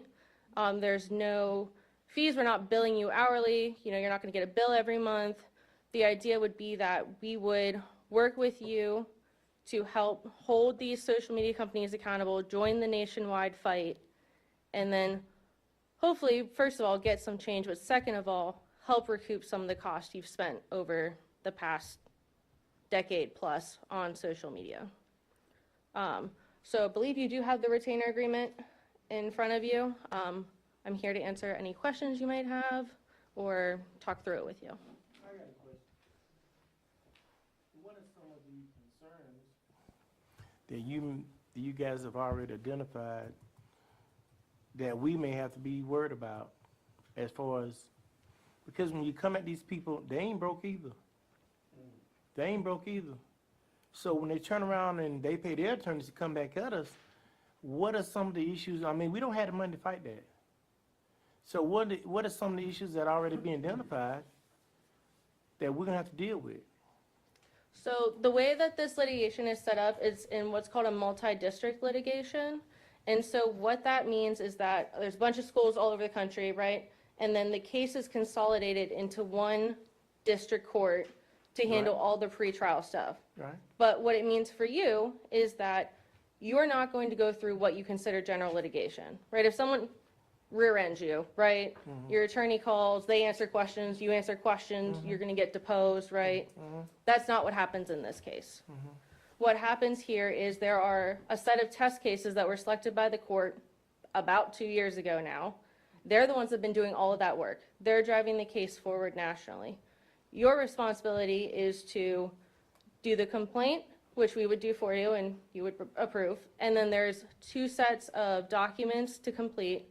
It's about 60 questions with some demographics, background on the district, budget, kind of what you've seen, any sort of disciplinary policies you have. And then that's it on your part. It is the national cases, those cases that were selected, which we also represent one of those. It's their responsibility to do all of that fighting, but this is being funded on a nationwide level. I understand they have money, but they're not coming, like, we're not gonna turn around and bill you. If we lose, then we eat the cost. So do you fight the battle as well? We do fight the battle as well, but it's part of a nationwide group to fight the battle.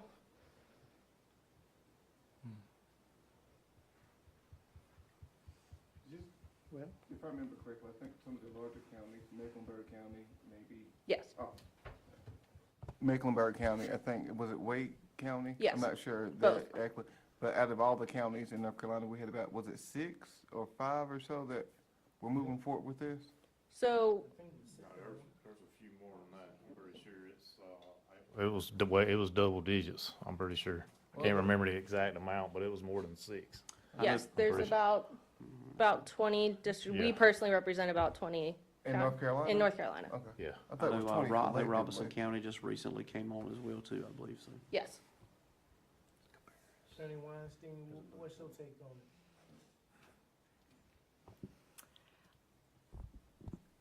I don't really have an opinion.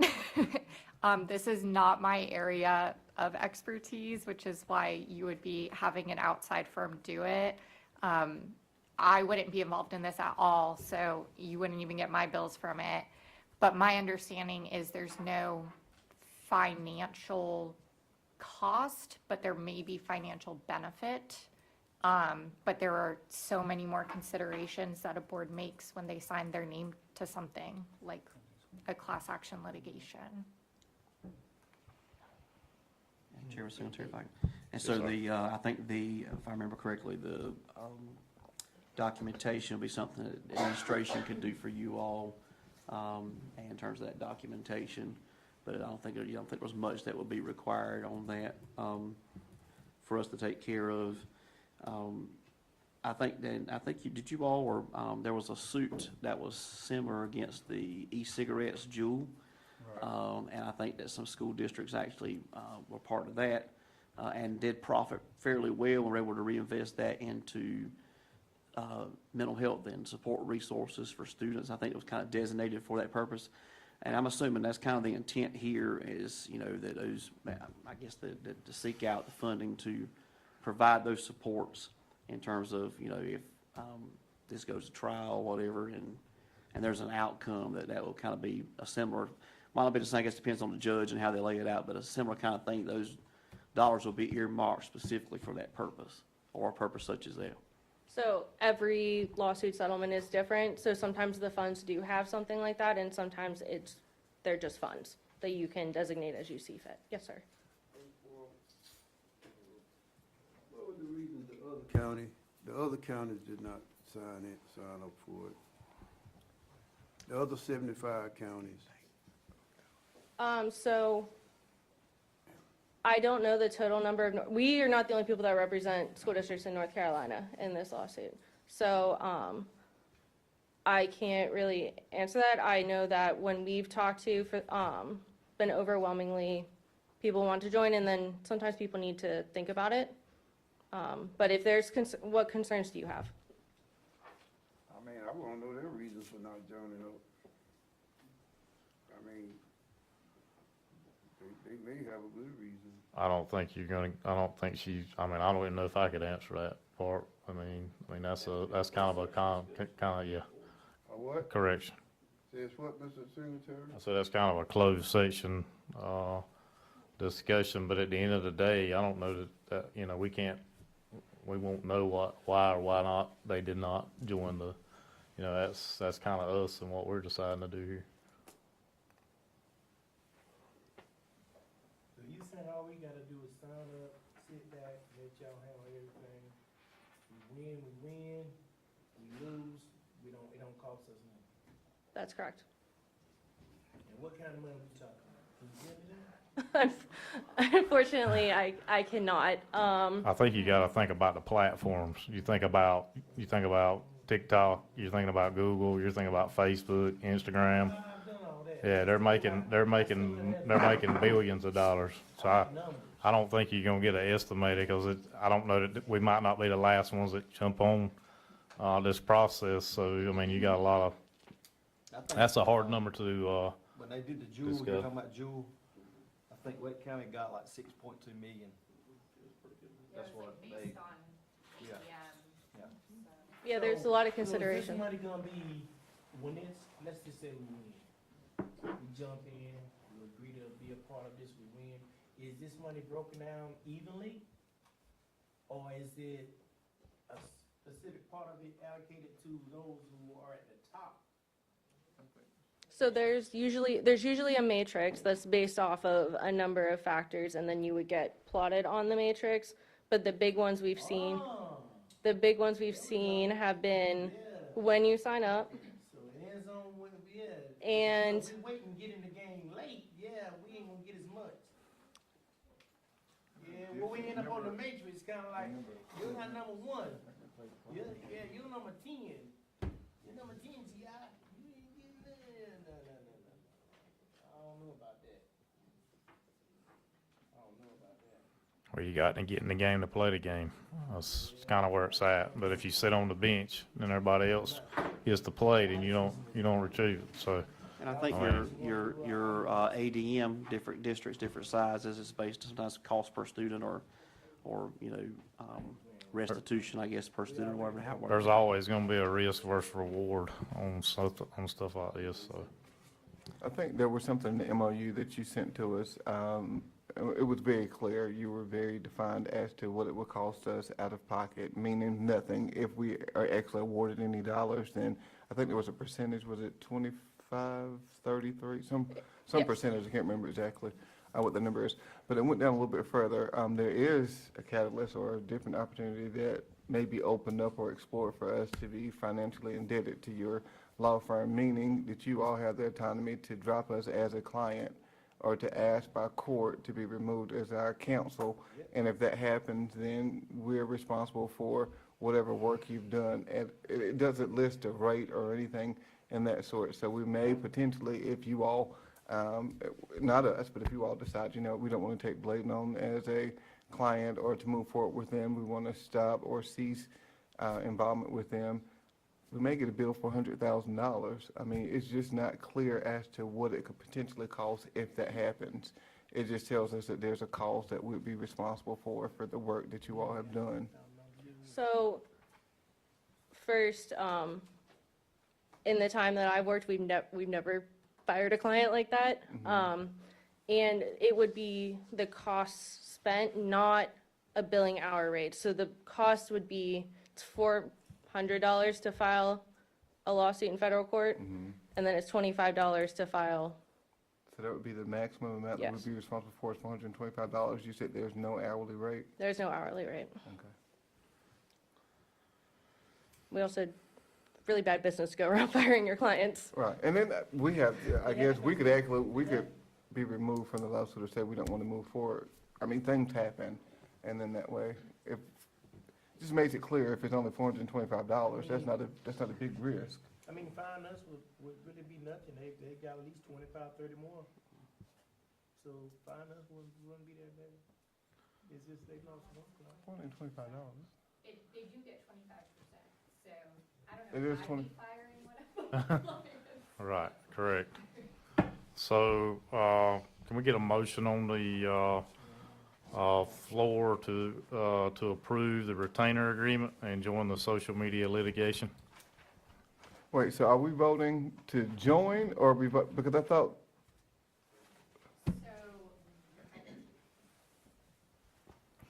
So you received information in closed session because that was considering litigation, and then the board chair, based on that discussion, decided to have Ms. Pratt come today to present the retainer agreement. Signing a retainer agreement is officially entering into the lawsuit. So it's kind of a twofold motion in that way.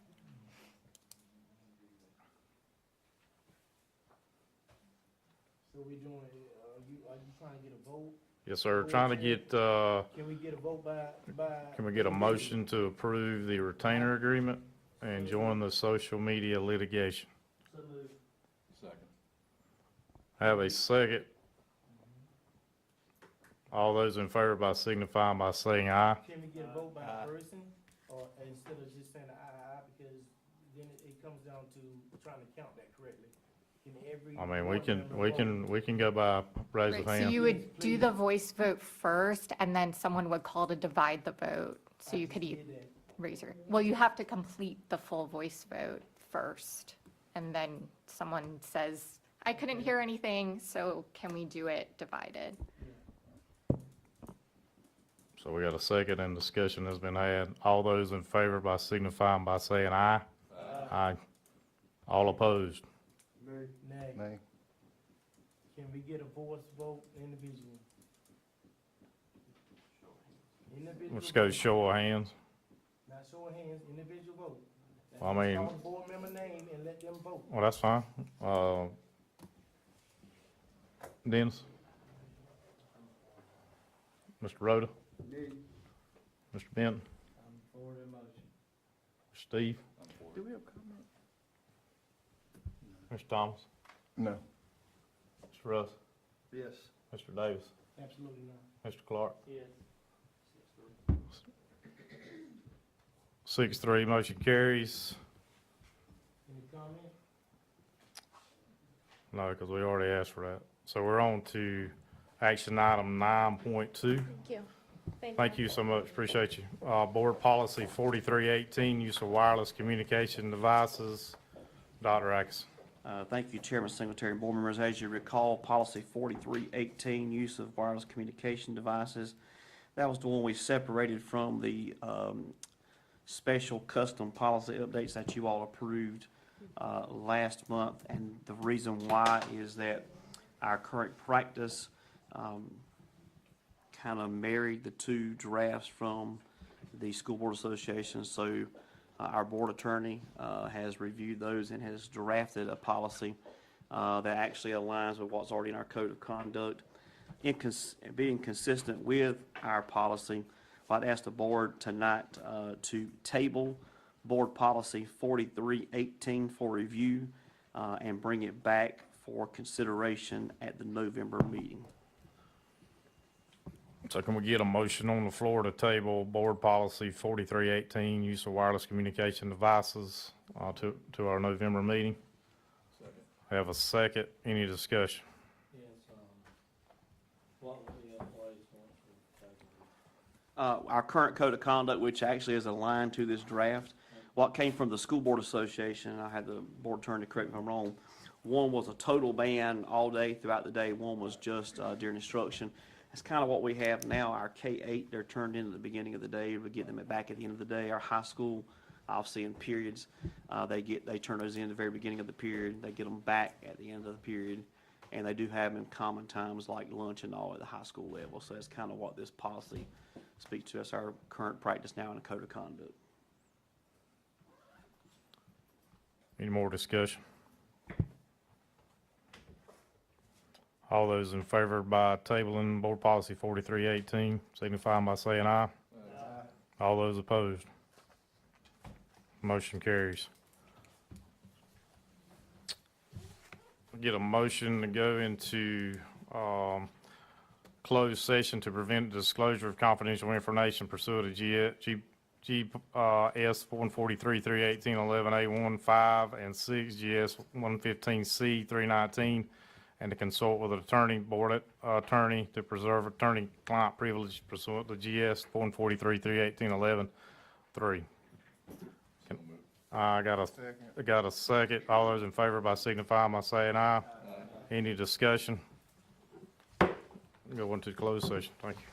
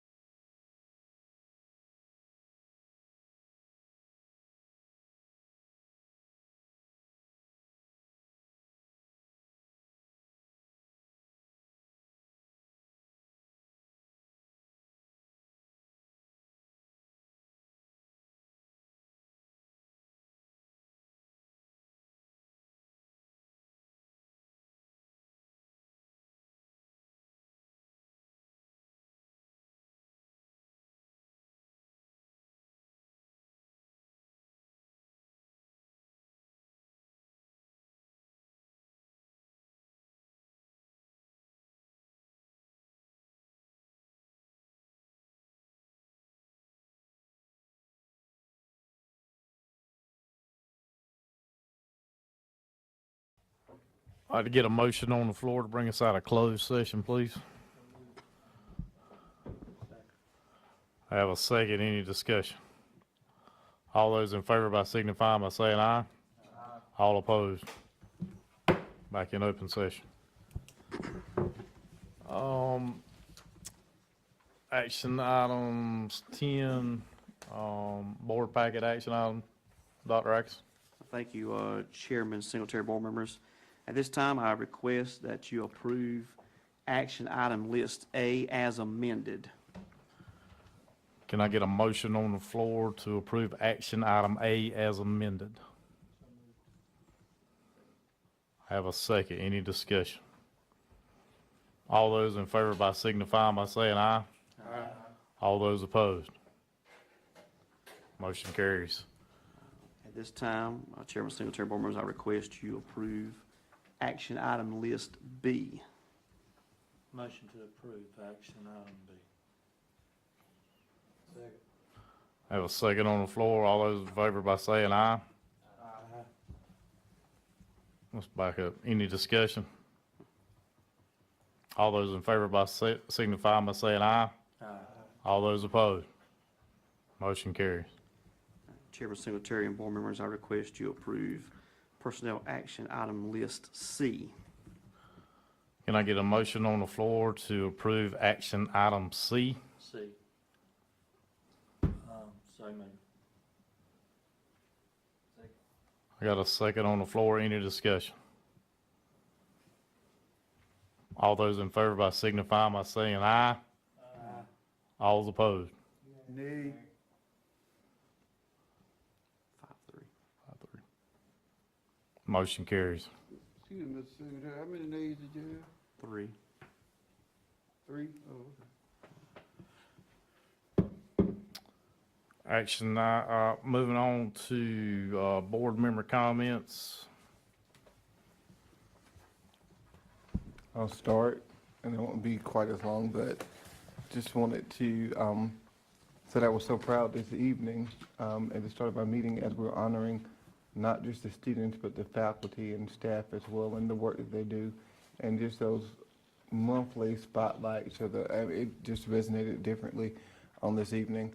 Also, Ms. Whitesmith did a fantastic job in educating me and making me see things from a different perspective in regards to students and their needs.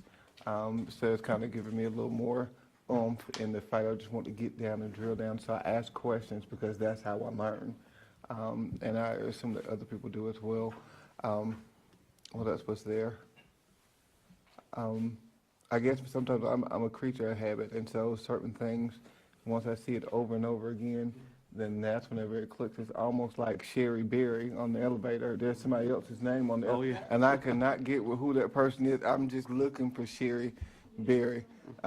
Don't know who he is. It's just, but I would like to see, as a comment, give those accolades first, and then secondly, to go into a different realm in relation to Mr. Smith and some of the things that he's brought forward before in regards to one of our locations and usage of that. He's come numerous times, and I've seen the email correspondences back and forth, and so I would love for us to explore other opportunities, whether it be a lease at a very affordable price or something of that sort.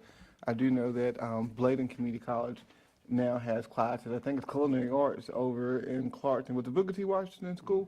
So they have that, and I'm sure because they may not have been able to acquire, maybe because it's the training site, I'm not sure. They were educational institutions, so they'll be transferred to them at no cost. That's how the community college was. Just for educational purpose, because they are an educational entity. And so that was Attorney Grady, I think, that worked there. That's how they were able to get that, because it was a county facility as well. Now, when we say educational entity, they could be a private school or a charter school or anyone for that matter, correct? It has to, what's the? I don't know. I can look at the statutes though.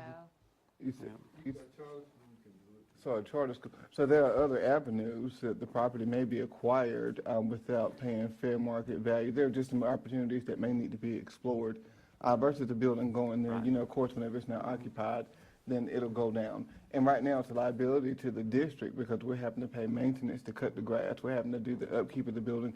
If someone goes there, I don't know, for whatever reason, and busts out all the windows, we saw that in Elizabethtown before, the longer a property sits vacant, the less value that it'll have. And so I would really like to see us move in a different direction with that. That concludes, again, good work, everyone. Concludes my And, comment. that's actually a part of my report, so I'll kind of touch on that too, so thank you. Thank you. On that. I'll go next. I would like to congratulate the maintenance department on what they did over in Bladen Lake. Kind of heard through the grapevine the issues that were brought about last month in the cafeteria. Mr. Davis, if you could turn your mic on, sir. A lot of those things have been addressed. I didn't think it was that many people in here where they couldn't hear me, but, okay. Those, issues have been addressed, I think, all except for one. Is that correct, Ms. Brown? That issue with the steamer. The steamer. No, the steamer has not been purchased yet. They're looking at purchasing it. They have to have 3 quotes Yeah. before we make any purchases. Okay, well, thank you. I appreciate you looking into that, and let's please get it done so we can get those employees into a better situation. Safety is always first. I thank the maintenance department getting on top of those things as well as the district office and go ahead and getting that taken care of, so we don't put those in, keep those employees in a position where they can get injured and things like that. So, I would also like to get on the bandwagon with this situation with Plainview School. We have agreed to convey the property to Mr. Smith and his counterparts over there in Tar Heel.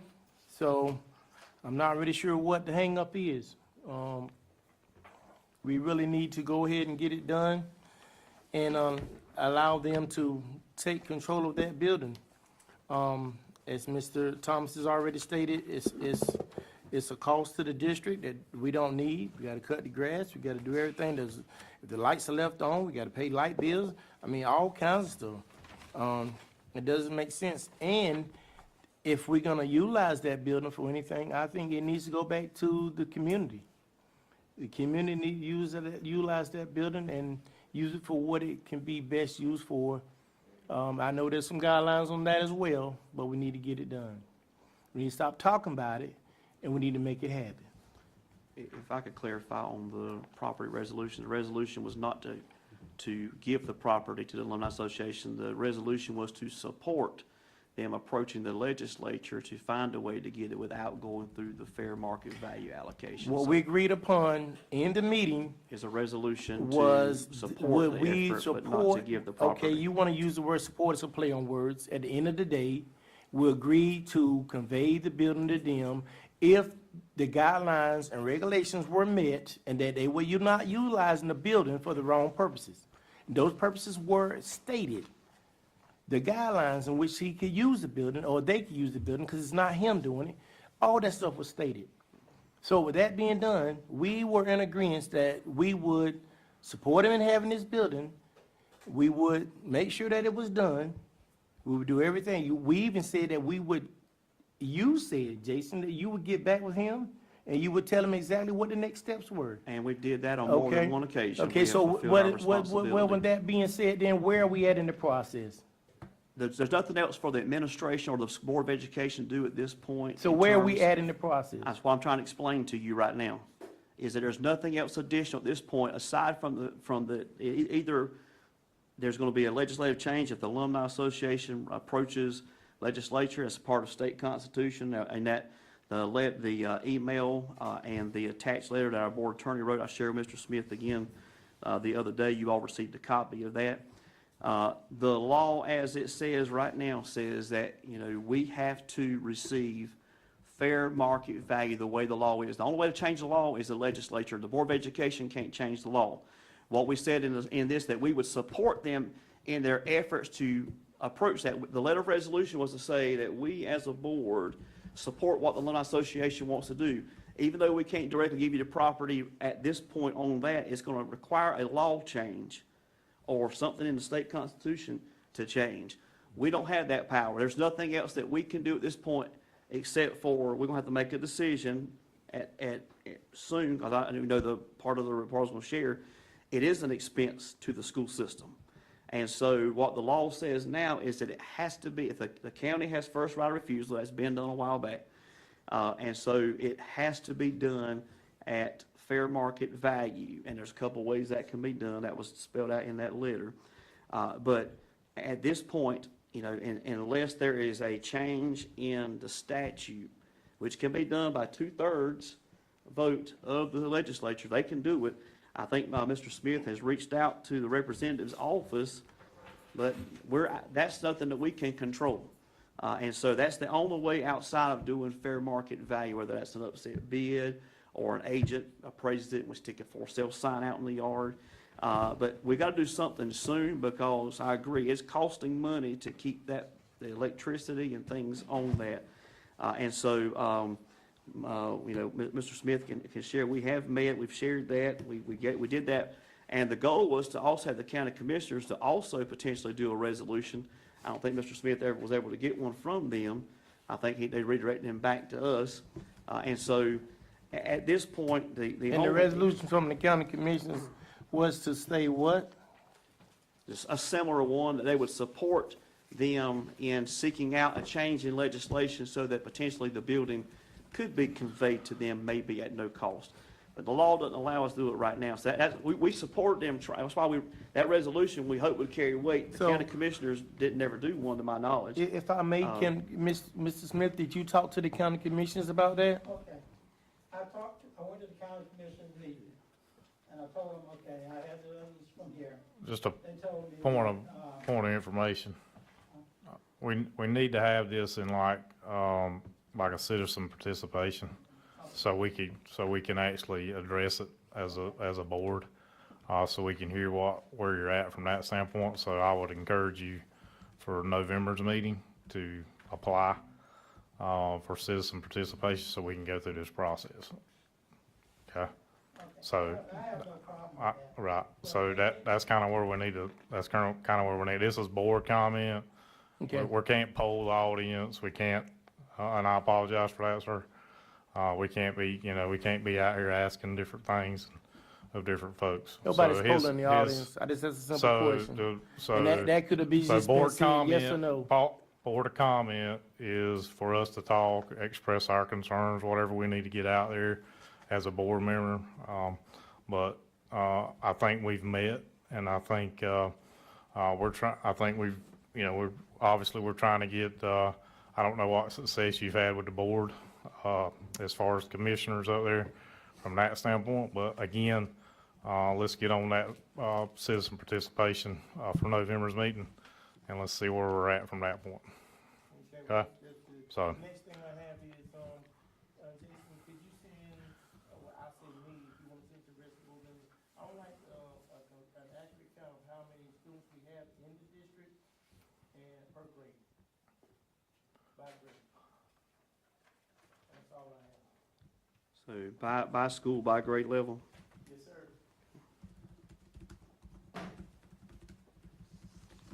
We can do that. Thank you, sir. I appreciate it. Yes, sir. Probably can have it tomorrow if Ms. Kirby's in. We can get that done.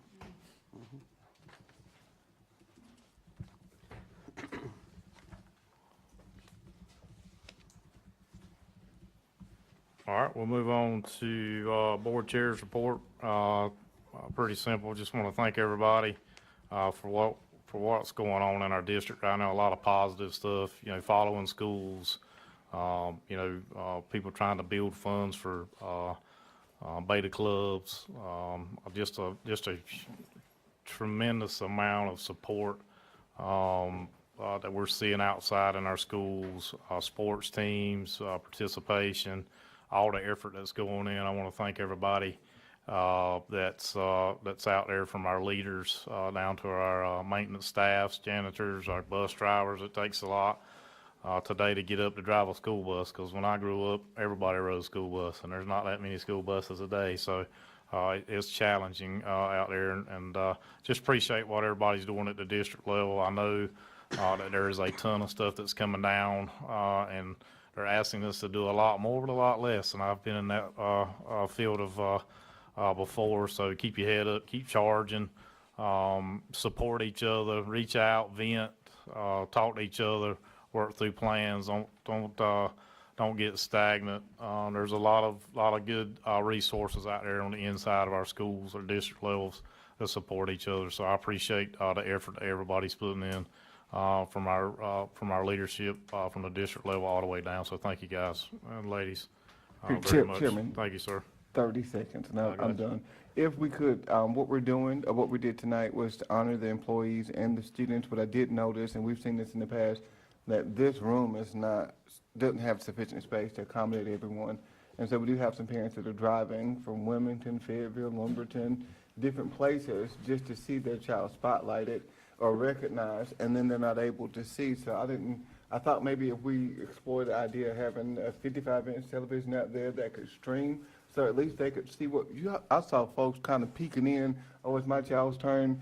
I mean, you just don't want folks to drive so far with the sole purpose of seeing their child and then not being able, not being seated. But to stand out there and not be able to participate. There's actually a TV, I was doing some picture that needs to be updated. We could actually, it wouldn't be much to do, we can put, we can do a mount, maybe a couple displays, and it just feed into the live stream and they can see and hear.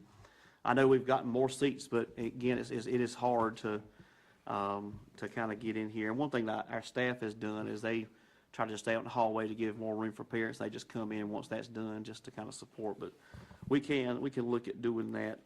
Be pretty simple TV, something to pick up our YouTube channel, and Right. less than $100 probably to put it It's up. a big deal to parents. Yeah. I saw someone with some flowers this evening, and I thought, Yeah, but that's a big deal. right. Yeah, we can do that, and then kind of like, all churches having their vestibules, they have a display out. We can easily do that. All right, we'll move on to the superintendent's report. Thank you, Chairman Singletary and board members. A few things. We, on Thursday, the 16th, will be participating in what's called the Great Shakeout Earthquake Drill.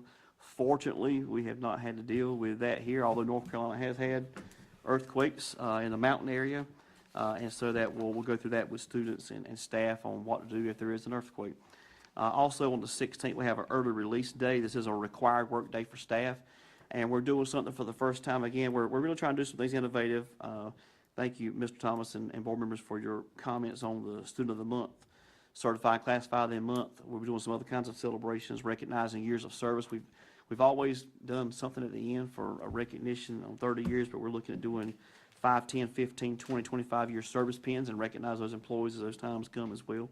And so as a part of that, our recognition, something else new we're going to have for the first time, and we've done something similar many years ago, but as part of our Leader in Me model, we are bringing back the student-led conferences. This is where the child, they come to the school. Schools are going to work from the release time into the evening. And so they kind of try to, they've got like a 5 or 6 hour window all the way through. And so what will happen is the students will, and teachers have been working with them, they will sit down with their parent. Teacher will facilitate. They will not guide. The student will be talking about their work, what they're doing well, not doing well, ways that they can help them at home. Teacher kind of be present to facilitate, but it puts the student in a position to lead their own conference and talk about, because the learning is important when the students understand what they do know and don't know, and so that really puts that learning ownership on them. So we're excited about that. Friday is an optional work day, and what we've told principals obviously is use their discretion as folks are staying later that day. I'm thinking that most, with it being an optional day, either folks will have some compensatory things available, or most schools will probably close by 12 to honor extra hours worked. And so we do thank our folks for that, and I think that the work we've done on our school calendar in the last couple of years, because it doesn't do any good to have an optional work day if folks have earned leave or something, they can, or earn time after work to use if we don't give them a chance to use it. And so these half days backed up by an optional work day has really been helpful, and I think the staff appreciate that too. Couple big rocks, and I think that some of this is kind of connected. We heard about the budget situation with our county, and you all know that we have asked and asked and asked. In our budget message, we have, I think the request has been around the $1.1 million mark, which is really close to this, especially this deficit potentially that EC is going to have. And as was alluded to earlier, I do think that especially now that we've got county, because the county manager is kind of like, the county manager is to the commissioners like I am to you all. And so that day-to-day kind of boots on the ground. And so now I think that we have a county manager that's been hired. I think this is a good time. And I met with him individually to kind of meet him, and I shared with him that obviously the work relationship, and that we did have a desire to bring both boards together, especially now. We know there's services across the county. They got to serve everybody, but it's just hard to run a public school system, with the same amount of money, especially in the last 2 to 3 years, and expenses going up, especially with these needs. And we do know constitutionally that it is the local government that has to make up any deficit. We don't have taxation authority, so if we come at the end of the year and we're $3 million in the hole, the county of Bladen's got to write a check for $3 million and fix it. So the goal would be, let's do it up front and do it right and be good stewards of it, but it's unsettling. I'm not comfortable myself, knowing that if we stay the course, that after this year, after this next go-round, that we may not have hardly anything in fund balance, and that's not a place to be, because that's really the emergency fund, to cover, and it has served that purpose with utilities going up and with the EC expenditures. And I don't know the best. I know we got the holidays coming up, and obviously, if they would honor the request, it would be something that we need to get done. Obviously, we don't want to be at the end of the fiscal year. And I don't know that when the timing is right. I know November becomes a short month with Thanksgiving, also December as well. If we maybe should even try to target or go ahead and lay the groundwork and try to set something up, maybe January. I don't know. I mean, still, it's no danger at this point, obviously, but, we're being good stewards of what we don't even have a state budget yet.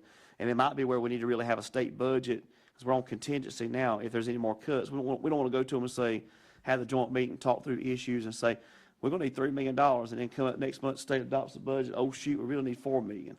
We want to go in there with an accurate figure of where we are. And I think it needs to be more than just, a money conversation. It's how can we partner and we've been working together to, and we can't change the past. There was a trust issue when some money got moved several years ago from capital outlay. The commissioners have to approve a capital outlay transfer into current expense. The Board of Education, all we can do is request it. We can't just move it, but it got moved. I think at the time administration moved it. It was not the board that moved it. But that's what happened, and that's what kind of set up this, you got to go down, even though you're spending your own money. And so we want them to understand we're being good stewards with that. But the reality of it is Bladen County schools cannot continue to operate on the same recurring local budget from year to year. It's not reasonable, it's not acceptable, and we just can't do it. One other reduction that we have off the top, $1.5 million is paid to charter schools from that allocation. And so that is a cost per pupil that goes. I don't think the Board of Commissioners maybe considers that fact either, that, we do pay them directly for that local portion. But we still have the number of school buildings that we have, and this is even the services that are having to be provided now, as Ms. White-Smith shared. There are a lot of extra things now with the severe needs. That's not necessarily captured in an ADM number. That's captured by, it's a needs-based, just like the public school needs-based capital fund goes, because it's counties that need money for that. But I don't think they realize that 1.5 goes to charter schools, and it's not just the 2 in Bladen County. If a Bladen County child attends one online or attends one in Fayetteville, we have to send a check to them on a monthly basis. And so off the top of Bladen County Schools allocation, you can take 1.5 off that top, and that's what we're really working with to serve specifically here. And so, I think, those points of interest need to be shared. That, we don't have a problem following law and giving that money, but could you not restore us? If it takes every dime and then some, could we not be restored back what we're having to pay? And of course, they realize if it's restored, if we get an increase, they get an increase. And so any increase we have, it goes to charter too. And so, if you're going to designate dollars, you need to make sure they need to think with the mindset of if we're doing that, because charters are now going making their own requests to the board on capital. And so, our two local charters have actually asked the commissioners for funding on the capital side. In fact, I think we were the first county to give money to a charter school in capital in the state of North Carolina when that first was passed. It's not required. The county commissioners have an option to do it or not do it. I don't know which counties do and don't, but commissioners are not required to, but they have extended that. And so capital obviously is a separate fund from current expense. And so that's just one thing. And you got the growing needs. And so I think it would definitely, I don't know if you want maybe the chair and I to reach out to the county commissioner chair and their manager to kind of try to navigate. I know they got, we've got school board conference coming up, they have things going on as well. But I mean, if I had to recommend, I would think, let's get through the holidays and, hopefully we'll have, maybe can have a state budget because we want to have an accurate. But I think we also need to talk about as a board and administration in our upcoming meetings, what else do we want to put on that docket? What else do we want on that agenda? They may have some things they want to discuss with us. And so, not even beyond the budget, are there other things that we want to talk about? As it relates to budget, we're talking about footprint in the district. This is not always the popular thing to talk about. And last year, I think it was around April and May, we kind of proposed a plan. It was kind of two-phased. We implemented and approved phase one of that. We are currently updating some information, and we'll plan to present it. We want our board attorney to also review it, because there are some statutory requirements when there's a consideration potentially for closing or consolidating a school. And so we have a twofold part here to that. Plus, it's already been alluded to about the Plainview property. We're still incurring expenses for that property. And so there's still a footprint in the utilities, even though there's nobody in the building. Still got to keep water on, power on, those kind of things. So that is an ongoing cost. It's never fun or popular to talk about the buzzwords consolidation or closure or combination. I also think there's room for us to even do some redistricting work as well in addition to that. But right now, we're sitting in the district with a school with 55 students. The state it's not even enough to generate the payment for the principal's salary. That's a local budget expense. And then we want to kind of, and I don't want to get the cart for the horses, I want to bring you all information a little more specific next month. I don't want y'all to be blindsided coming here with a report either. The district team's going to be meeting, I think it's next week, to kind of get, if you want, we'll send it to you when it's ready. Hopefully we want to get it about a week or so out before the board meeting, because we want to kind of make it a multi-tiered, looking at, the facility at East Arcadia in terms of number of students, any building repairs, things that would be. I'd like to also have some numbers on what Plainview is costing as well. I think the board needs to see that, especially since the closure. In that instance, you had a closure, even though we're going to a new building, still in the same general community. And anytime you look at it, you have to kind of evaluate, we look at, are there students in the area that are attending outside of district? If they are, then why? And also you look at population trends, you look at the facility, you look at staffing. And so that's very, very detailed. One other part that's required with that is that our goal would be to share this data with you all. And then as required, anytime the board considers potentially consolidating or closing a school, we have to have a public hearing. It means we would join here, we'd have a open forum, we'd have to set rules and that kind of thing. And it would be a chance for community members to voice their opinions or concerns on either side of that issue. Obviously, that could be done, a week before board meeting, would just be a called meeting for that specific purpose. And then the board it would consider the data, the statute, all the information, hear the feedback from the community on both sides of that, and then make a decision based on that information. And so we want it to be obviously well-rounded. It's never fun. I call it an administrative nightmare because it's not a conversation you want to have. But with the budget as it is, we're going to have to consider some things. And so y'all charged me with looking at potential options and solutions. I think that, and this is just me, I can't speak for the county commissioners. I think if they see us making some changes potentially, or some considerations or thoughts, that may help them move the needle some on their end too.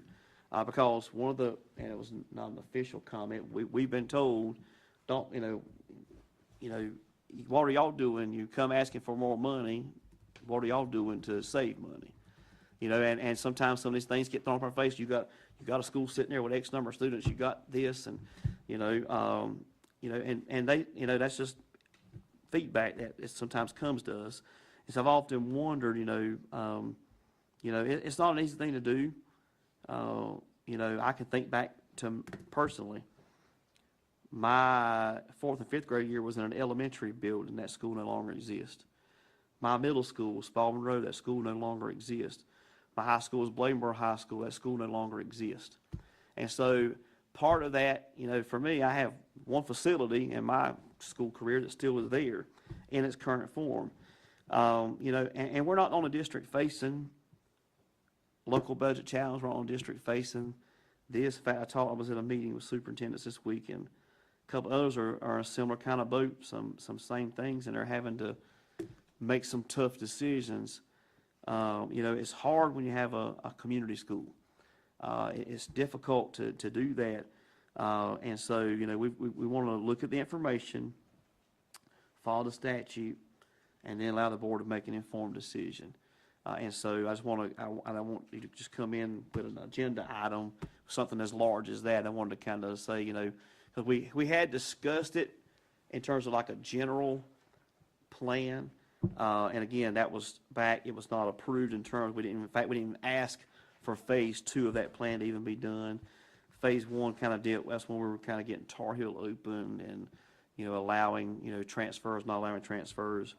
But that's a part of it too. If we were to draw any kind of district lines, we got to stick to what we draw. And I think there's probably some hearing requirements in there. I know that there'll be an appeal, same kind of thing where you have a public hearing, they can come in and voice concerns. But, we got to think about how, although there's not a direct, we do have some local transportation expense, but there comes a point when the state transportation cost has been expended, locals got to pick it up. And so, are we being strategic in our busing? Are there ways to streamline, are we driving a bus across the county? I'm not saying we necessarily are, when we really shouldn't be. Because those are all cost-cutting measures. So it's more than just even think about a building. We got to think about the district as a whole. What are some things that we can do? One example is we have folks that live at White Lake being bused to Elizabethtown Primary when really they should be at Bladen Lakes. And so, things like that, not this board, because we weren't all when that was decided at some point. So we got to think about this kind of things. Is it feasible to keep those attendance zones? Or in schools like potentially Bladen Lakes, those that may have room. And then you got to think about location and how that's organized.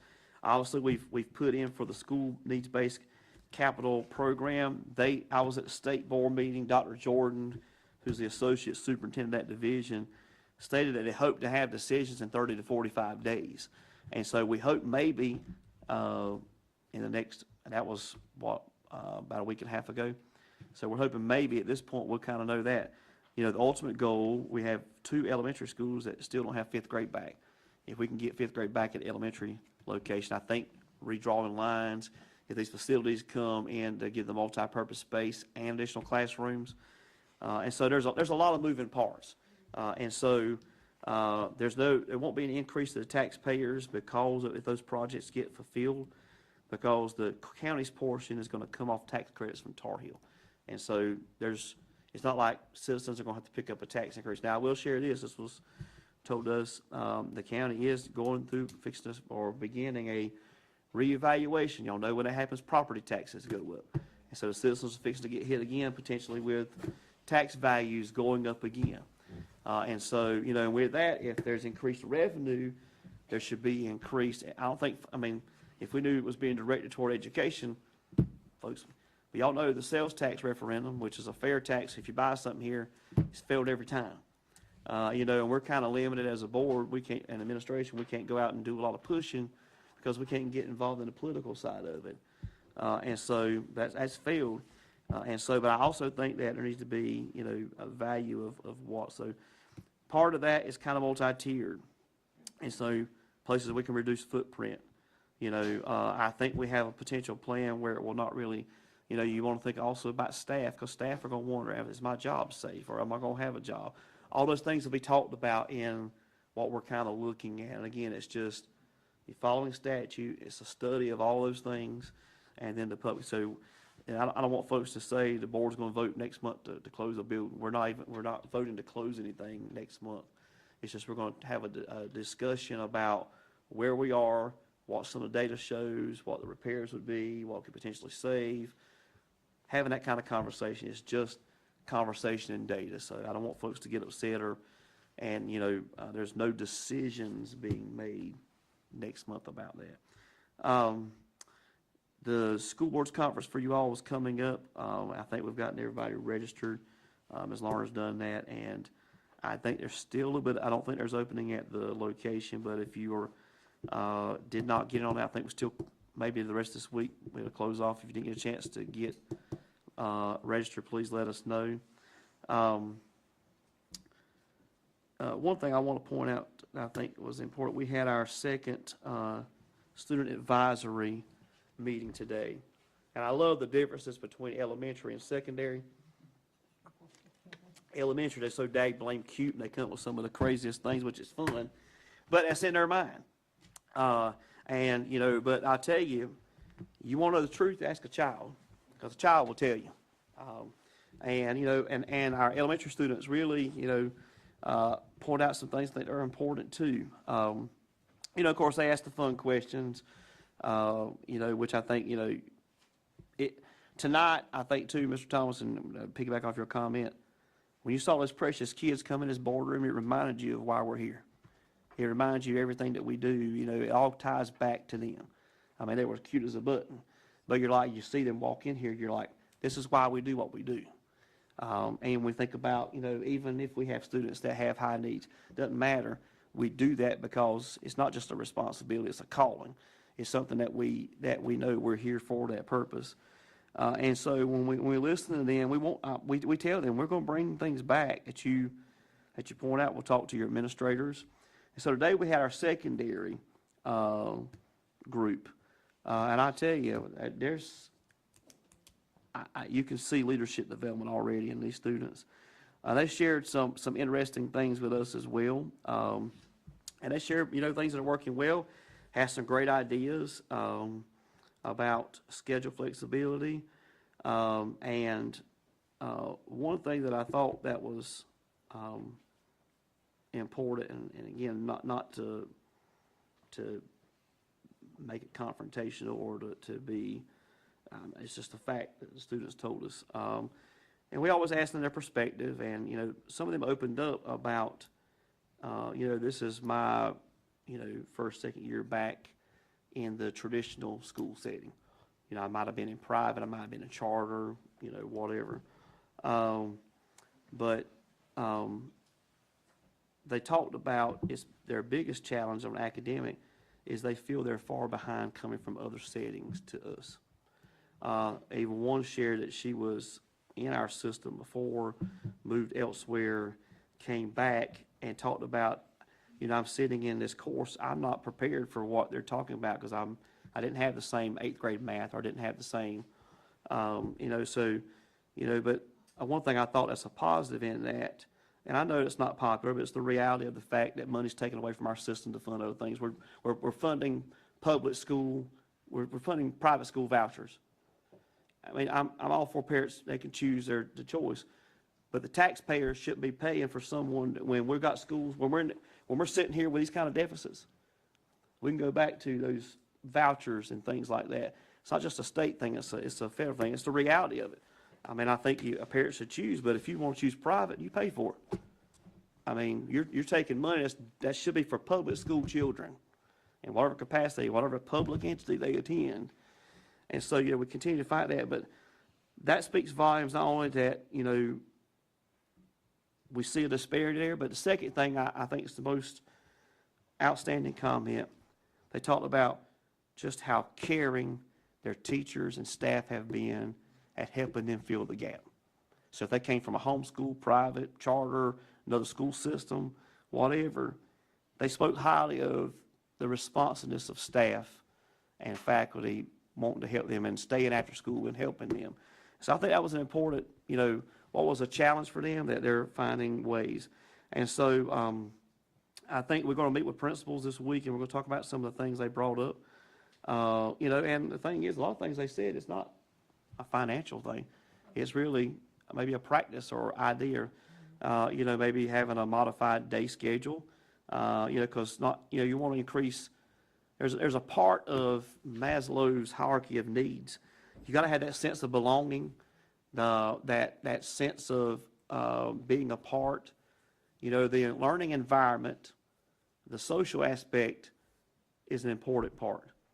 And so, we know in some of those, even when we think about child nutrition, for example, basic needs being met. We're feeding students at no cost. We're helping to meet that need. It bothers us sometimes because we know when some of them leave us on Friday, we don't know they've got a meal Saturday and Sunday. Or it might be that the family gets assistance, and we've even had, and this is the reality. We've had backpack buddies and churches and things sending stuff home. We've had to start putting X's on UPC codes so that folks don't go and try to return to the store to get money to buy drugs and things.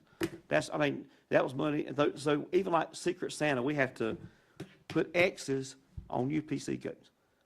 So the churches have done good about packing backpacks and things with the goal of trying to fill those disparities.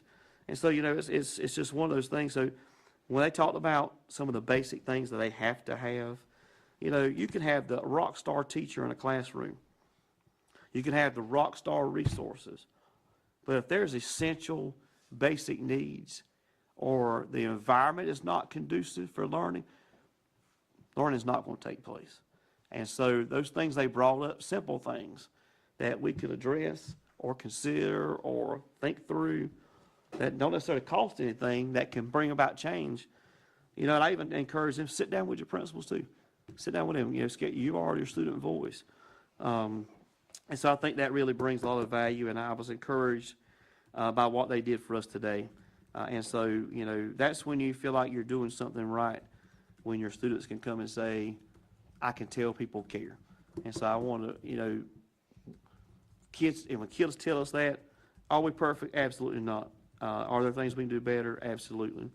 But if we strive for continuous improvement, that we become, when they can't advocate for themselves, we advocate for them.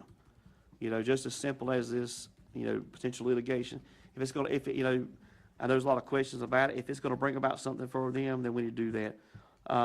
Anything that we can do, the more we can capitalize on partnerships, businesses, churches. We had some conversations. I know Mr. McCoy was here and talked about that. Ms. Brown and I met with him as well, and we, they said we want to get back to our churches and kind of share. Part of the issue is, the resource may be extended, but parents may say, I don't want that for my child, or I don't know about that, or I'm not. The more education that we can do and partnerships, that really carries a lot of weight. And so those are kind of things that we have that are important for us to do, and that we're committed to. And I'm anxious to see when we bring them back in the spring. We're able to kind of share some updates and things with them and hear where they come from. And so I think they appreciate having a voice. I think that's important. But I think the immediate need is that we've got some crucial things that we're gonna have to do and advocate for, and we've got to speak up on their behalf. It's not just about having the money. We take it's just take the dollar signs off, look at every single one of those 3,900 plus faces. We're doing this because of them and because of you. It means more when we can put faces on it. It's not about dollar bills, it's not even about budgets. But the fact of the matter is that we've got a responsibility, a important responsibility. And when we do that, that we say, it's not just about having this program, it's like, I know that these students, and so putting that, and I think that's why you look in this room, and we have put up, and we'll have more, because you see, there should be bare walls in here. We've put pictures of students in this room, so that when we have our meetings in here, not just the board, but even admin, when we make decisions and talk, it doesn't take but a moment to look up and see faces of children in this room. We'll have them throughout this building. Our training rooms are going to do the same thing. Because I think sometimes we get so caught up in the I hate to say paperwork, and I even say the word politics sometimes. You know, but that's what happens, unfortunately. And, you know, educating a child is not about a political background or platform. It's not even about, you know, anything else or pushing a paper, or it's about we're making an investment in these children. These are our future leaders. So when we've gone on, what kind of world have we set up for them and environment for them? So, you know, we're really trying to hone in on our staff too, and we talked about this in our convocation. Those relationships matter. And from the very beginning, to the moment I step on the bus, and to the moment I step off the bus, every encounter with an adult, we have you know, just a kind word goes a long way. But, you know, so we're kind of working our folks to be mindful of that. You can be firm, fair, and consistent. You can still get that point across. But the issue, and this is the truth, a lot of students come to us, they don't know what love or compassion or care means because they don't get it at home. So the only care they may get sometimes comes from our folks and the extra mile that our people do. And so what we do matters. And so you all are in a great place to help support us now, and we appreciate it, because y'all do. And y'all are our advocates. Y'all, things like this, when this budget's short, y'all are our mouthpiece. Y'all are the ones that help us fight that fight. You know, whether it be at a federal level, state level, local level, and we appreciate that. Even though you guys don't teach these students day in and day out, the work you do matters. It takes every one of us, from custodian, board member, all in between. We all have a direct or indirect impact on these children. And so the things that we do, the things we stand up for them on, I want to say thank you on behalf of the administration for you all standing up for us and helping us fight this fight, because it's important, because I think you all understand the value of this responsibility. And so I do want to take a moment to thank the board for your support. Well, you know, it's tough and, you know, to navigate some of these things, but we appreciate what you do for us every day, all of you. And we couldn't do this work without you. And, you know, I want you to know that we're going to continue to push and work to make a better system for our children. And that's what it's about. And that concludes what I have for you all tonight. Thank you, sir. Appreciate everybody. I get a motion on the floor to adjourn. Got a second? Any discussion? All those in favor by saying aye. Aye. All opposed. Meeting's adjourned. Thank you.